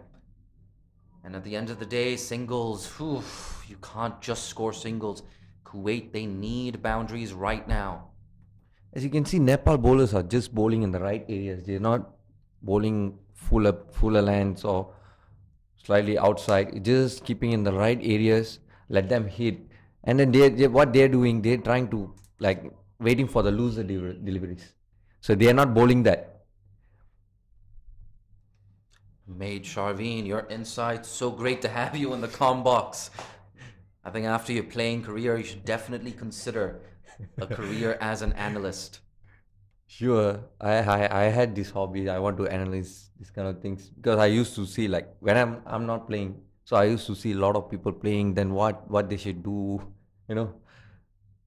You've been a cricketer, so you know what's happening inside. You've gone through this kind of situation, require runs, 10 runs per over, or you have to defend 10 runs per over. No, man, absolutely. You hit the nail on the head there. And if anyone is looking for an analyst in around 8, 10, 15 years from now, Sharveen Muniandi is throwing his hat in the ring. But jokes aside, we have a change in bowling. Indu Burma, who played a crucial role in that partnership with Rubina Chaitri, she's been introduced into the attack. And it's an interesting time to come on as well. 67 needed of 48 deliveries for Kuwait. That run rate, or required run rate rather, just a shade under 8.5 runs and over. Kuwait, on average, they're going to need probably a boundary and over to chase this down. So not easy, but all it takes is that one big over. That's true.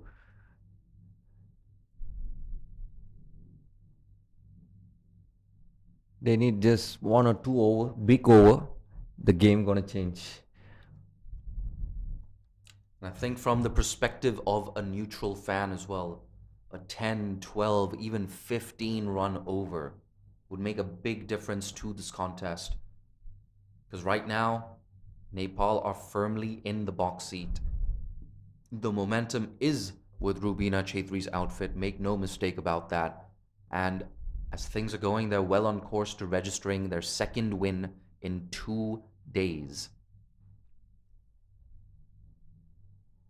As you can see in the first innings, when Rubina Chaitri was in, automatically Indu Burma was so confident. She was looking for boundaries and running hard, and then they made up 70 runs partnership. That was a brilliant batting from them. So as I said, like Kuwait batsmen, like they need a partnership at this point of time. Absolutely. It was so great to watch that partnership because it looked like Nepal were going to struggle to get 80 or 90 runs. They got past 100, they got to 107. So it was a really good death overs finish from Nepal and a huge improvement on their death overs batting yesterday against Bhutan. They finished on 94 for 9 against Bhutan. So an improvement today, getting 107. Still not quite up to their full potential. But for now, here's Indu Burma. She drops it short. That one didn't quite get up. Nonetheless, it's a dot ball to start off her spell. Sharveen, what is the surface like here at the Kinrara Oval? You have plenty of experience. Just walk us through what the surface is like. Kinrara wicket is, for me, it's like batting wicket. It's easy to score runs. There is no turn. That the wicket is, for seamers, they'll have some swing in earlier, but after that the wicket gonna be flat. It's a batting track. For me, it's a batting track. And I think the statistics will support your opinion there as well. There we go. Ooh, a little uppish into the offside. This backward point there that does the sweeping up. Amna Sharif still unable to get any momentum in her innings. She's faced 25 balls, yet to hit a single boundary. Priyada Murli as well at the other end. She's just slowing up a tad. Indu Burma tosses that up. That's driven straight to Rubina Chaitri. Another dot ball. Pressure building up for Kuwait batsman.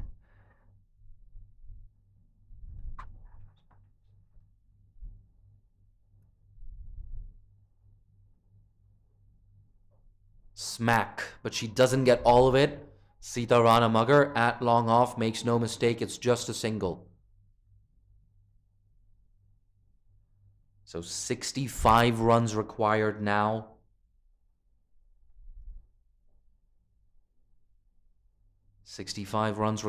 We have 43 deliveries left in this innings. That's well kept out. Indu Burma, that's the end of her over. Just the 2 runs off it, a really good start from her. And it's 43 for 2 after 13 overs. Priyada Murli on 24 from 37 balls, and Amna Sharif, the skipper, 7 runs with 24 balls.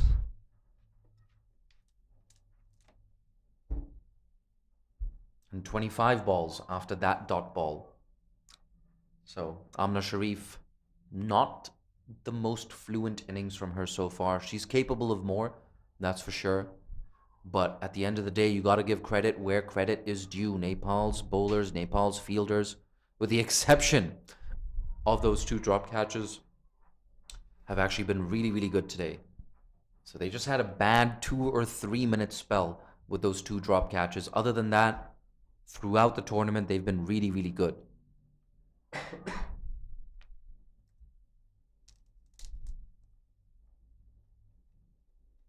It's more off spin. Sangeeta Rai to continue from the other end. And at the end of the day, if you're Kuwait, you have to go right now. You have to attack. She tries to do that, Amna Sharif. Oh, the frustration grows for her. She's unable to get that boundary.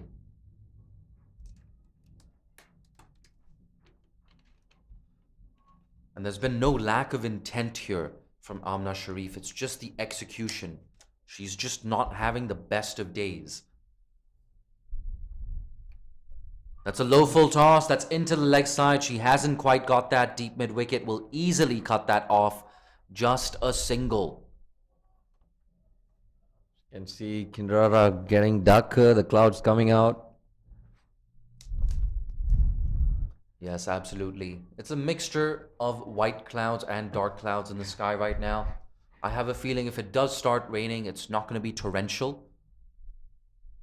In any case, Sangeeta Rai, she's been lofted down the ground. Is this a catching chance? You bet it is. Or maybe it isn't. We're waiting for the signal from the umpire. Has that carried the distance? Yes, a maximum for Kuwait. And 50 up for Kuwait now. Loud cheers from the dugout. It looks like Priyada Murli on that occasion, smacking that over long on, that fielder, eventually signaling 6. So great sportsmanship there. But that might be the tonic that Kuwait's innings needs. Could this be the turning point? Oh, she tries to guide that away. A big appeal and it's given. So a 6 and then a wicket. Priyada Murli, she has to walk back to the pavilion for 31 off 40 balls. All action here in the 14th over at the Kinrara Oval. Sharveen, how big is that wicket? It's a big wicket. There was a good comeback from Sangeeta. After got hit by 6 and next ball was a wicket. It was a crucial wicket. A set better.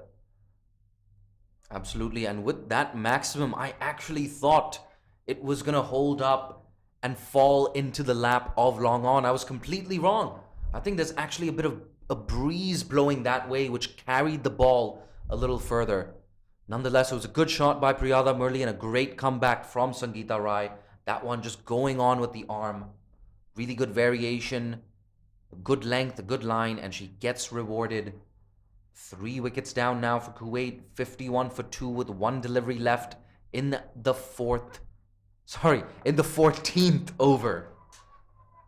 That would be a crazy scoreline if it was 51 for 3 after 4.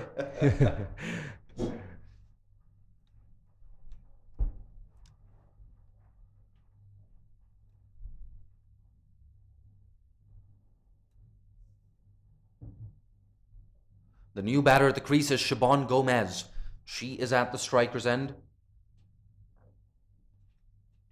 She's going to have to get going from ball 1. 57 required off 37 deliveries. Nudged into the offside. That's a good beginning. She gets off the mark off the very first ball. So 52 for 3 Kuwait after 14. The big wicket of Priyada Murli in that over. 6 overs to go. The required rate now for Kuwait at 9.33 runs an over. They have 7 wickets in hand. Amna Sharif, the skipper, is still out there in the middle. She's searching for her first boundary, and she wants that first boundary as soon as possible. But for now, it's going to be Siobhan Gomez who retained strike with that single off the last ball of the last over. Sharveen, if you're the new batter, what is your strategy? Do you work your way into the innings, or do you go for it right now? I think I'll take time. I'll just drag the game until the last over. Because anything, you just keep on rotating the strike, running 1s and 2s and 1 and 2s. Definitely there will be a loose ball in each and every over. Maybe you need 1 over to get the runs. 2 sixes. Works that away into the leg side. A quick single. She hits. It's out. And it is out. So Siobhan Gomez, that's all she wrote. She's dismissed 1 off 2 balls. Walking back to the dugout. You have to say that was a suicidal first run practically hit straight back to the bowler. And we said it, a direct hit and she was gone. That's exactly what's happened. So, 2 wickets in quick succession for Kuwait. It's not ideal. It's getting a little bit gloomy here at the Kinrara Oval. I wonder if that's a bad omen for Kuwait. Here we go, a new batter walking out to the middle. Khadija Khalil didn't have the best of days with the ball. What can she do with the bat? Rubina Chaitri, as you can see on the screen, just marshalling the troops. She knows those 2 big wickets could really open the floodgates here for Nepal. And Kuwait, of course, they still require 56 runs. But this time, they only have 35 deliveries to work with. I think Amna Sharif got a big role to do in the middle. And since the batter's crossed, it's going to be Amna Sharif on strike. What can she muster? She's looking leg side again.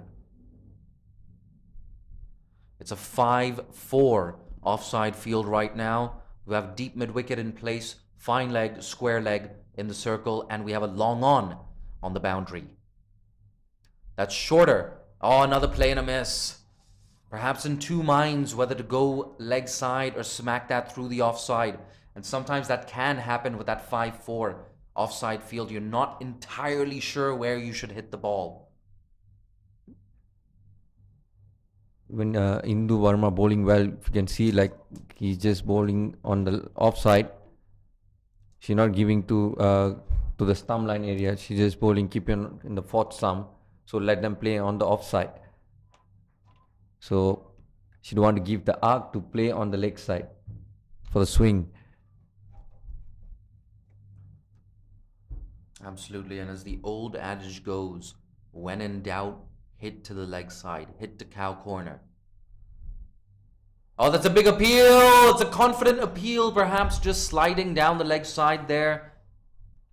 But more importantly for Nepal and for Kuwait, it's yet another dot ball. Indu Burma into her 2nd over. She hasn't conceded a boundary yet. It's been a really, really good spell from her so far.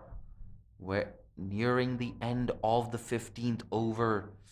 Now that run rate, that required rate, close to 11 runs and over, that's down the ground. It will not beat the fielder. So just a single there for Amna Sharif. Her frustration continues to grow.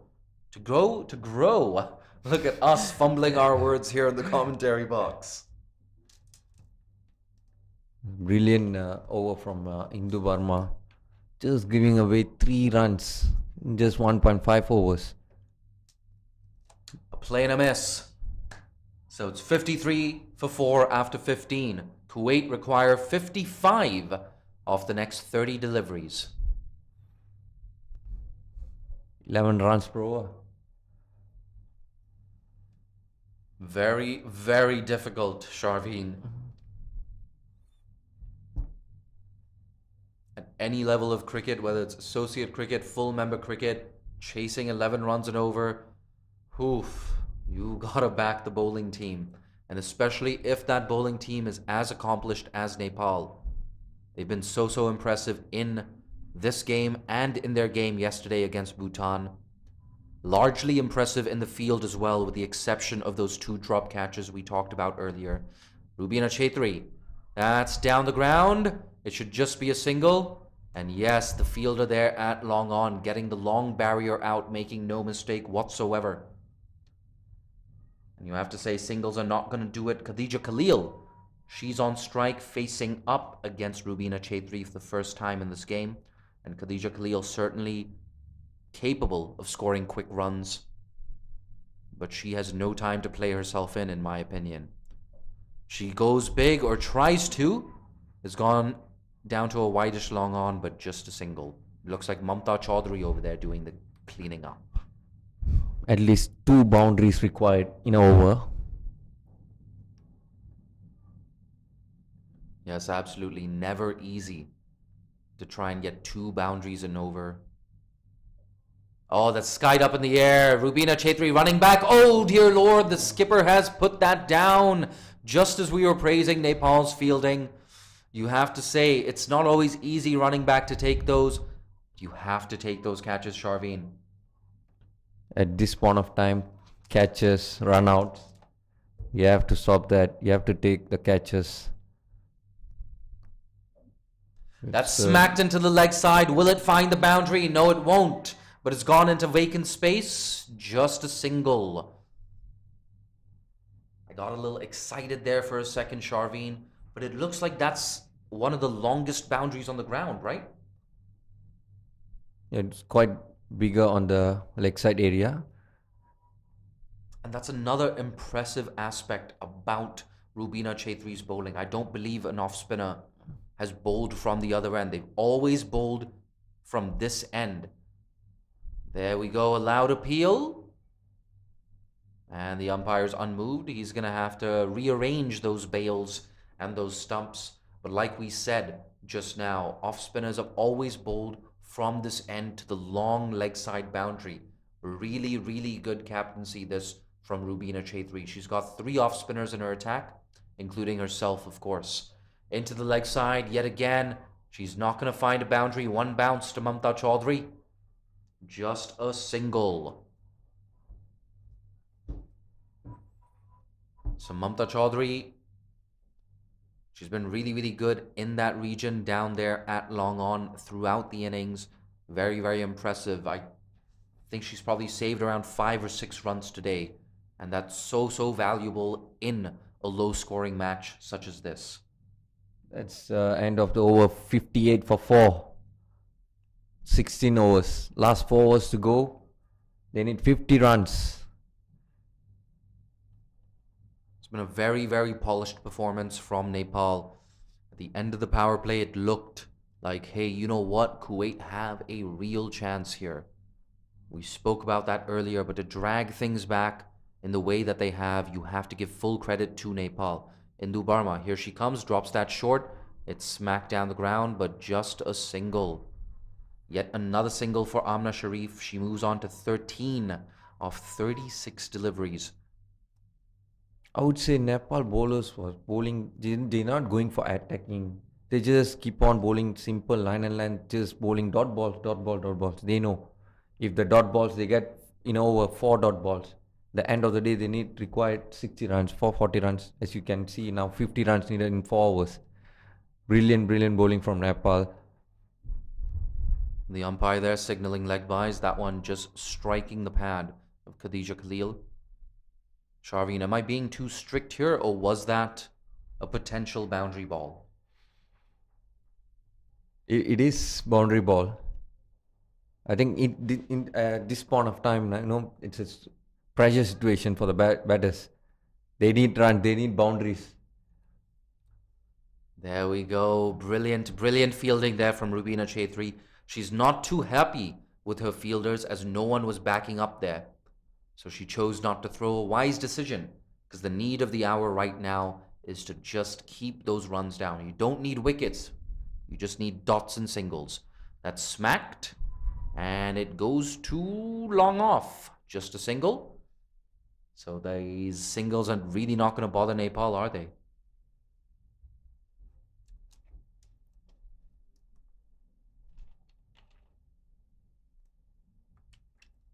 Definitely Rubini Chaudhary was telling, oh, that's gone. Good bowling from Indu Verma. As I said, when you bowl dot balls, the batsmen get pressure. Yes, absolutely. It's been the Indu Burma and Rubina Chaitri show so far in this game. It's a very tight contest for player of the match. Indu Burma, you gotta give her credit, because she is Nepal's 5th bowler and 6th bowler. And to perform the way she has, she hasn't put a single foot wrong at the bowling crease so far. Figures of 1 for 4 in 2.4 overs for her so far. And Nepal closing out this game in style. 48 required for Kuwait, 20 deliveries left. We thought that maybe they might have a chance after Priyada Murli muscled that 6 over long on. But she was dismissed by Sangeeta Rai off the very next delivery, caught behind by Kajal Shrestha.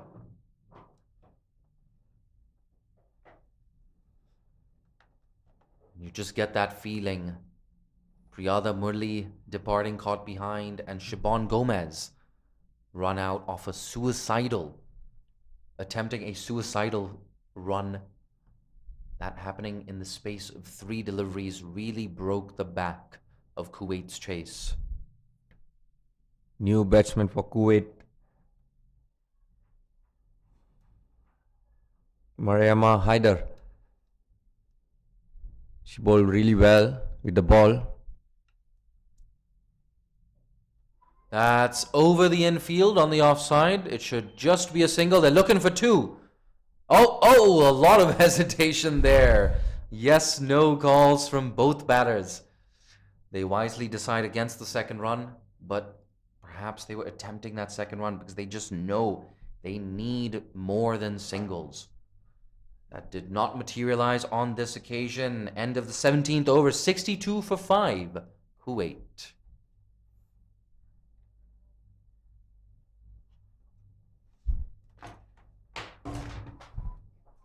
Three overs to go. Kuwait batters need 46 runs in 3 overs.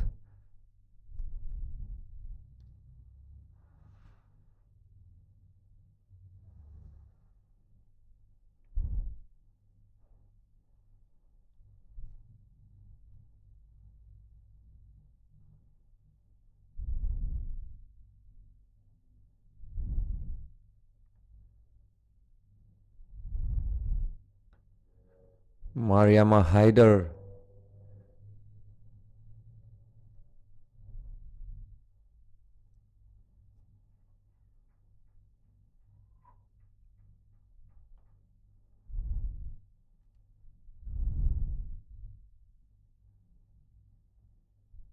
Oh, that was a chance of catch for the keeper.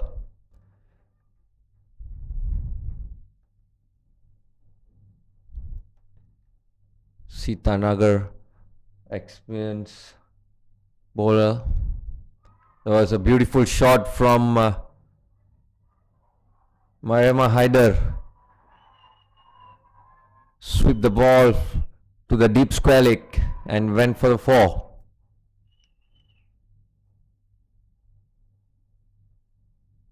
Kuwait moved to 66, losing 5 wickets.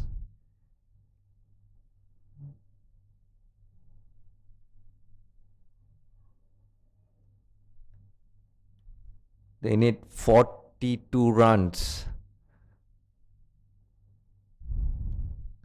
Beautiful shot, chance of catch, and been dropped. Beautiful running from both the batters.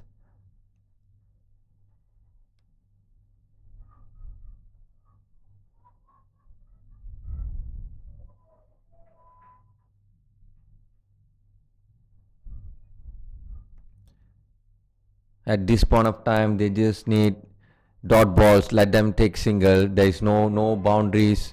They have to stop the boundaries.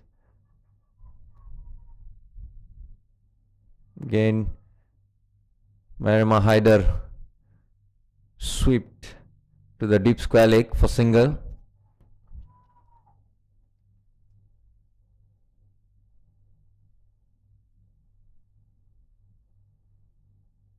Amna Sharif have to take charge.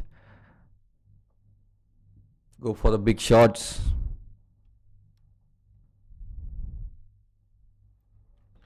That's gone.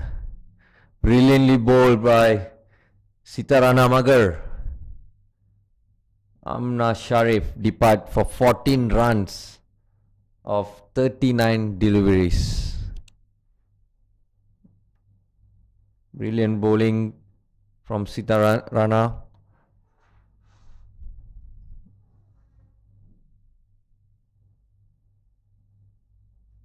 The new batsman. Batter for Kuwait, Mariam Ashraf.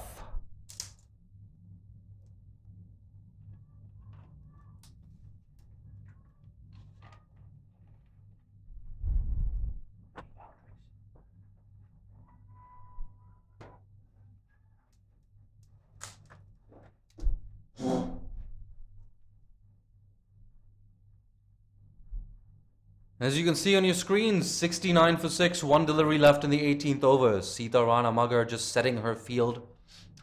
We've got a mid-off in the circle, a mid-on. Oh, apologies. I was looking at the wrong side. We've got a third man and a fine leg in the circle. Both long on and long off back. There we go. Another wicket for Sita Rana Magar. Bowled this time. And that score now 69 for 7 at the end of the 18th over. Sita Rana Magar. We've seen her on so many occasions pull out a very, well, animated celebration. I was just looking for the right word there. But not so much on this occasion. That's probably because the game is sort of in the bag right now for Nepal. 39 required for Kuwait. Off the next 12 deliveries, they've only got 3 wickets in hand. So another good day at the office for Rubina Chaitri's bowlers. Sita Rana Magar with 2 wickets in that over. She's taken 2 for 14 in her 3-over spell so far.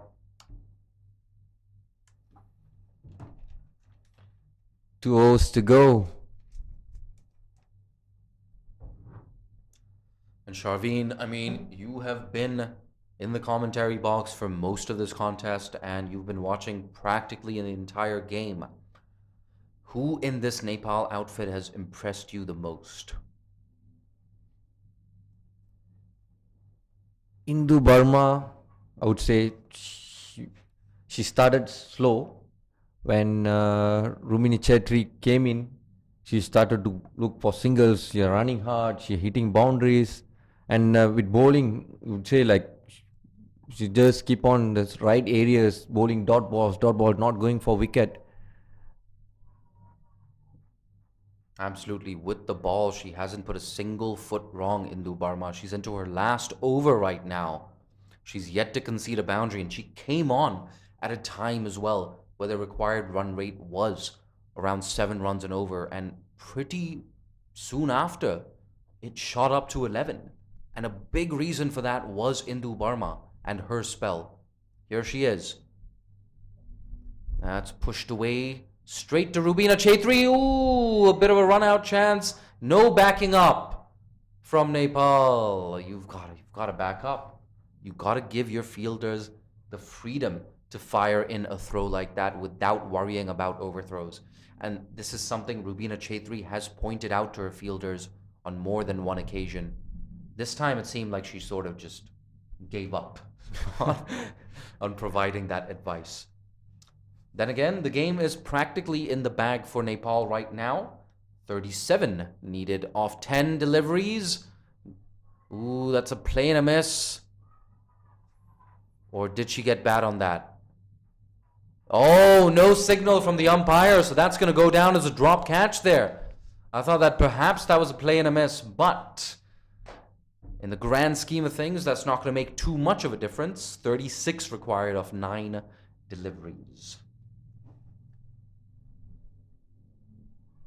Turned away on the leg side, a quick single.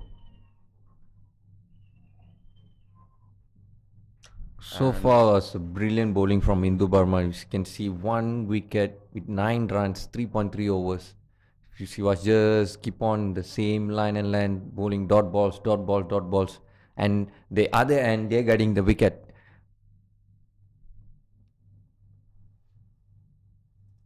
Absolutely. And amidst all that madness, Mariama Haider has got into double figures. She's 10 off 7. That's flighted a full toss, smacked over deep backward point. Is that going to run away to the boundary?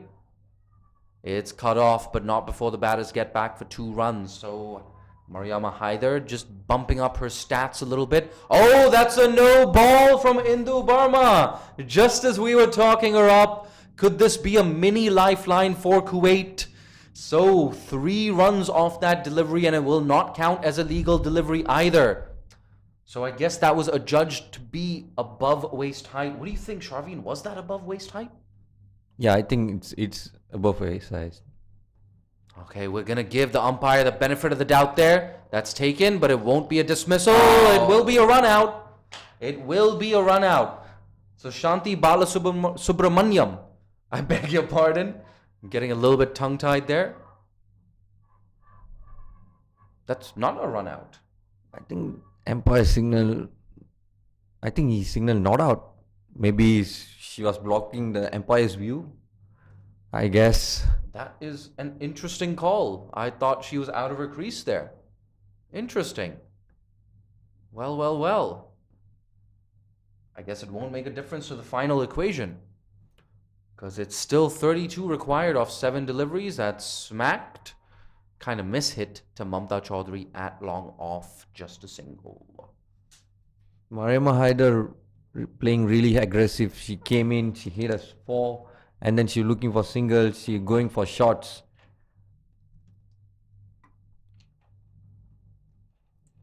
That's the end of the over. 19 over gone. 77 for 7. There you go, all 7s on that scoreboard right now. Indu Burma, that's the end of her spell. She conceded 14 in her 4 overs and took 1 very, very important wicket as well. So, a good day at the office for her, both with bat and with ball. She's a strong contender for player of the match.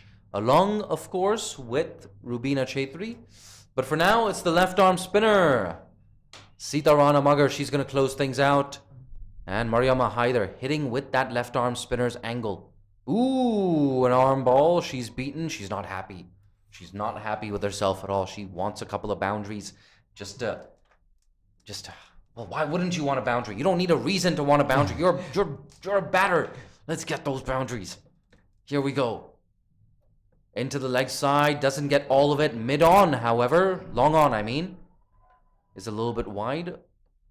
A bit of a misfield, but no harm done. Just a single. Look at me, Sharveen, trying to figure out a reason for why a batter would want a boundary. Oh, that was not a very smart question. In any case, we have 4 deliveries left in this game. Sita Rana Magar, 3.2 overs, 2 for 15. A really good day at the office for the left arm spinner.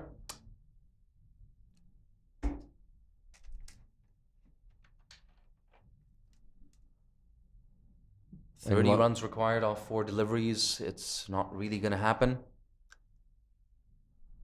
But here's Sita, in any case. Tosses that up. That's nudged into the leg side for a quick single. Throw to the non-striker's end. It's a little bit high. So the batter makes it in. Shanti Balasubramanian. There's a quick single from the batter.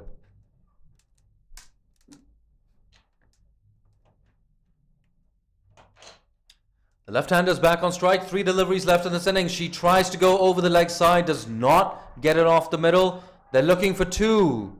Oh, sent back. That was very interesting from the left-hander. Perhaps a little selfless as well, because she was not running to the danger end. The throw would have come into the bowler's end. So 80 for 7 now. 2 deliveries left. A play and a miss, and they're going to sneak through for a single. We're waiting for the signal from the umpire. Oh, no signal. So another caught behind chance that's been put down here. And just as we say that, I saw a small bolt of lightning in a very dark cloud. So I'm glad we're getting a full contest here at the Kinrara. The skies may open up at any point. That's up in the air. Is she going to take it? Oh, a drop catch to close out the game for Nepal. That's 4 drop catches in this innings, but no harm done whatsoever. They restrict Kuwait to 82 for 7 at the end of 20 overs. A really good defense of a total of 107. They win by 25 runs here at the Kinrara Oval.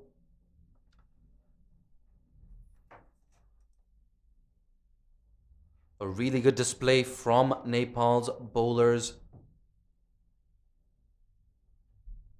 They really, you have to say, perhaps digging their side out of jail here. They could only manage 107 with the bat in the first innings. But it was a really good finish from Rubina Chaudhary and from Undu Burma as well. A really good finish there. from Nepal's batters and their bowlers.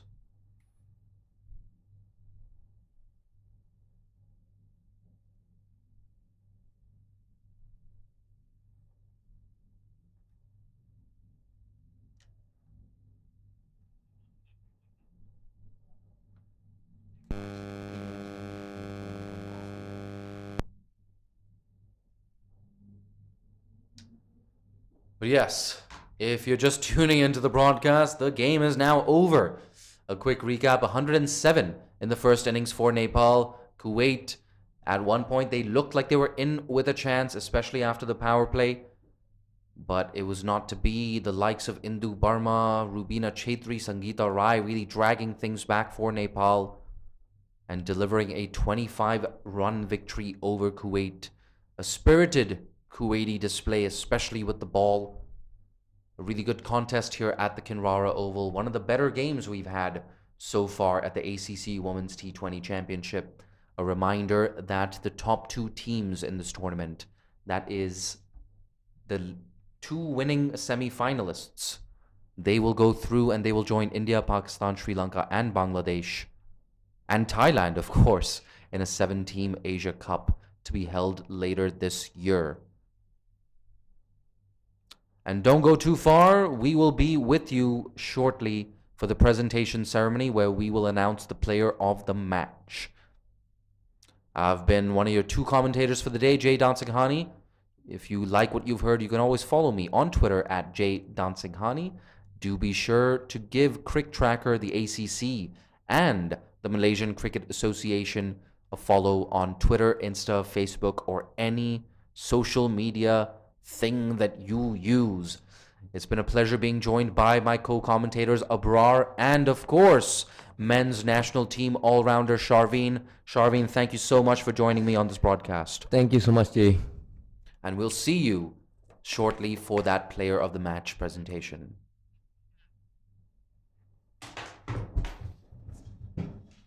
So you're going down for the right. You didn't even announce the end of the broadcast. Let me take my phone. Just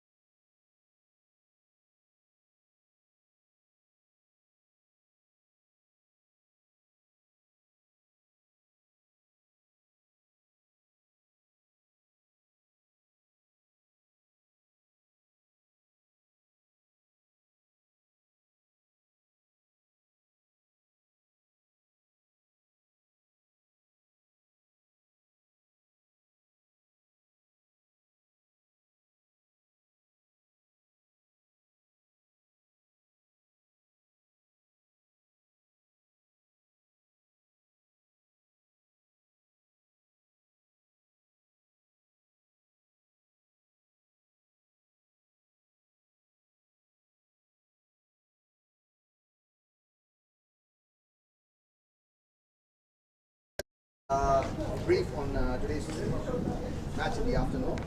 Kuwait won the toss and decided to field. Nepal scored 107 for 4 in 20 overs. Hindu Burma 28 not out. Rubina Chetri Belbashi he scored 34 not out. And for Kuwait we had Mariam Haider who took 2 for 10.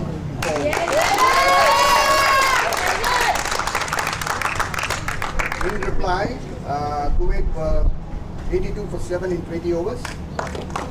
Priyada Murli scored 31. And we had Hindu Burma who took 1 for 14 in 4 overs. Sita Rana Madan 2 for 19 in 4 overs. As a result, Nepal won by 25 runs. When we discussed this with my colleagues, there were 2 contenders from the Nepal team. One was Rubina Chetty Belbashi and the other one was Hindu Burma. The choice of the player of the match today goes to Rubina Chetty Belbashi for 34 not out, 0 for 16 in 4 overs.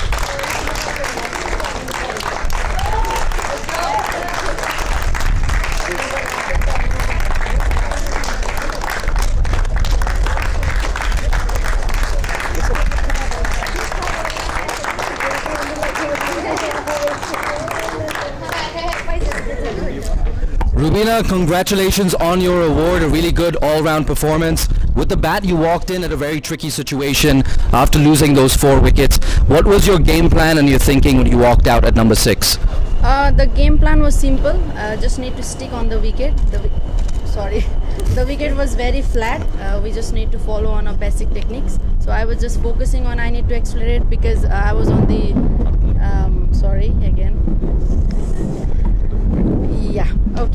so just focusing on the basic techniques and focusing on my hard work and just trying to bat as much as I can. Yeah, fantastic. It was a really good partnership there with Hindu Burma. What was it like having someone as calm as Hindu Burma at the crease with you? Yeah, as you know that she is our vice captain, so she is already a leader. So it was very crucial for me that I need to listen to her and she need to listen to me. So we were just talking with each other and just trying to put on good score on the board as we need to take the responsibility for the team. So we were just actually just talking and telling ourselves that we need to put on good score so that we can back our bowlers. Absolutely, and you're also the winning captain for the day, so I'm going to also ask you about your team performance. And like I said, not the best start for the batters, but with the ball, I mean, you guys came back, you defended that total and you won by 25 runs eventually. What did you make of your performance from the team, both with bat and with the ball? Yeah, from the batting, as we did not started well as we expected, but we finished well and we just managed to put on good responsible innings in the middle. So from the bowling end, we need to work a little bit more harder because we think we need to restrict them and in some point of time. So but really hats off to our fielders and my team that they have worked really hard on the field, back to the field, on the home as well. They have worked really hard for this game, so they are showing as much as they can and just trying to believe on them that they will come back stronger in the next match. Absolutely. And in a few days from now you have that big match against Hong Kong. What is your thinking, what is your game plan going into that game against Hong Kong? So not focusing on the team, just trying to figure out what we can do best on our team. Just trying to put on good score and good fight with the Hong Kong. We are not focusing on every individual. We are just focusing on ourselves, that how can we do best on the field. So hopefully we can put on a good fight with Hong Kong and just try to play better cricket on that team. Fantastic. Thank you so much, Rubina, and congratulations on the win and your award. I'd now like to invite the captain who finished second today, Amna Sharif, if you could step up to the mic. Firstly, commiserations for the loss today. but in that first innings you started really, really well, taking 4 early wickets, and of course there was that big partnership between Rubina and Indu Burma. Do you feel there's anything you guys could have done differently to kind of peg them back a bit? Well, I think the girls gave their all. First of all, differently as in I think we gave away a bit of too many runs after the 12th over. So I think we could have controlled that. But I think what I'm happy about is that the girls have given their full effort, and that's what matters. And we didn't have a good start against Bahrain yesterday. So our main plan was to just go out and just give it our best. And I think today the way we got Nepal under control, knowing that they're a very quality side, I think very proud of the way we had a start. And I think we could have done better. I think we gave away around 20 to 30 runs extra. Had we not given that, we would have won the game today. So nothing different. I mean, I think just probably just putting in a bit more effort and those fielding areas, just trying to cut off those runs, we would have done better. Absolutely, Amna. I think you've answered my next 3 or 4 questions as well. So I'm going to let you go. Thank you so much and best of luck for the next of the tournament.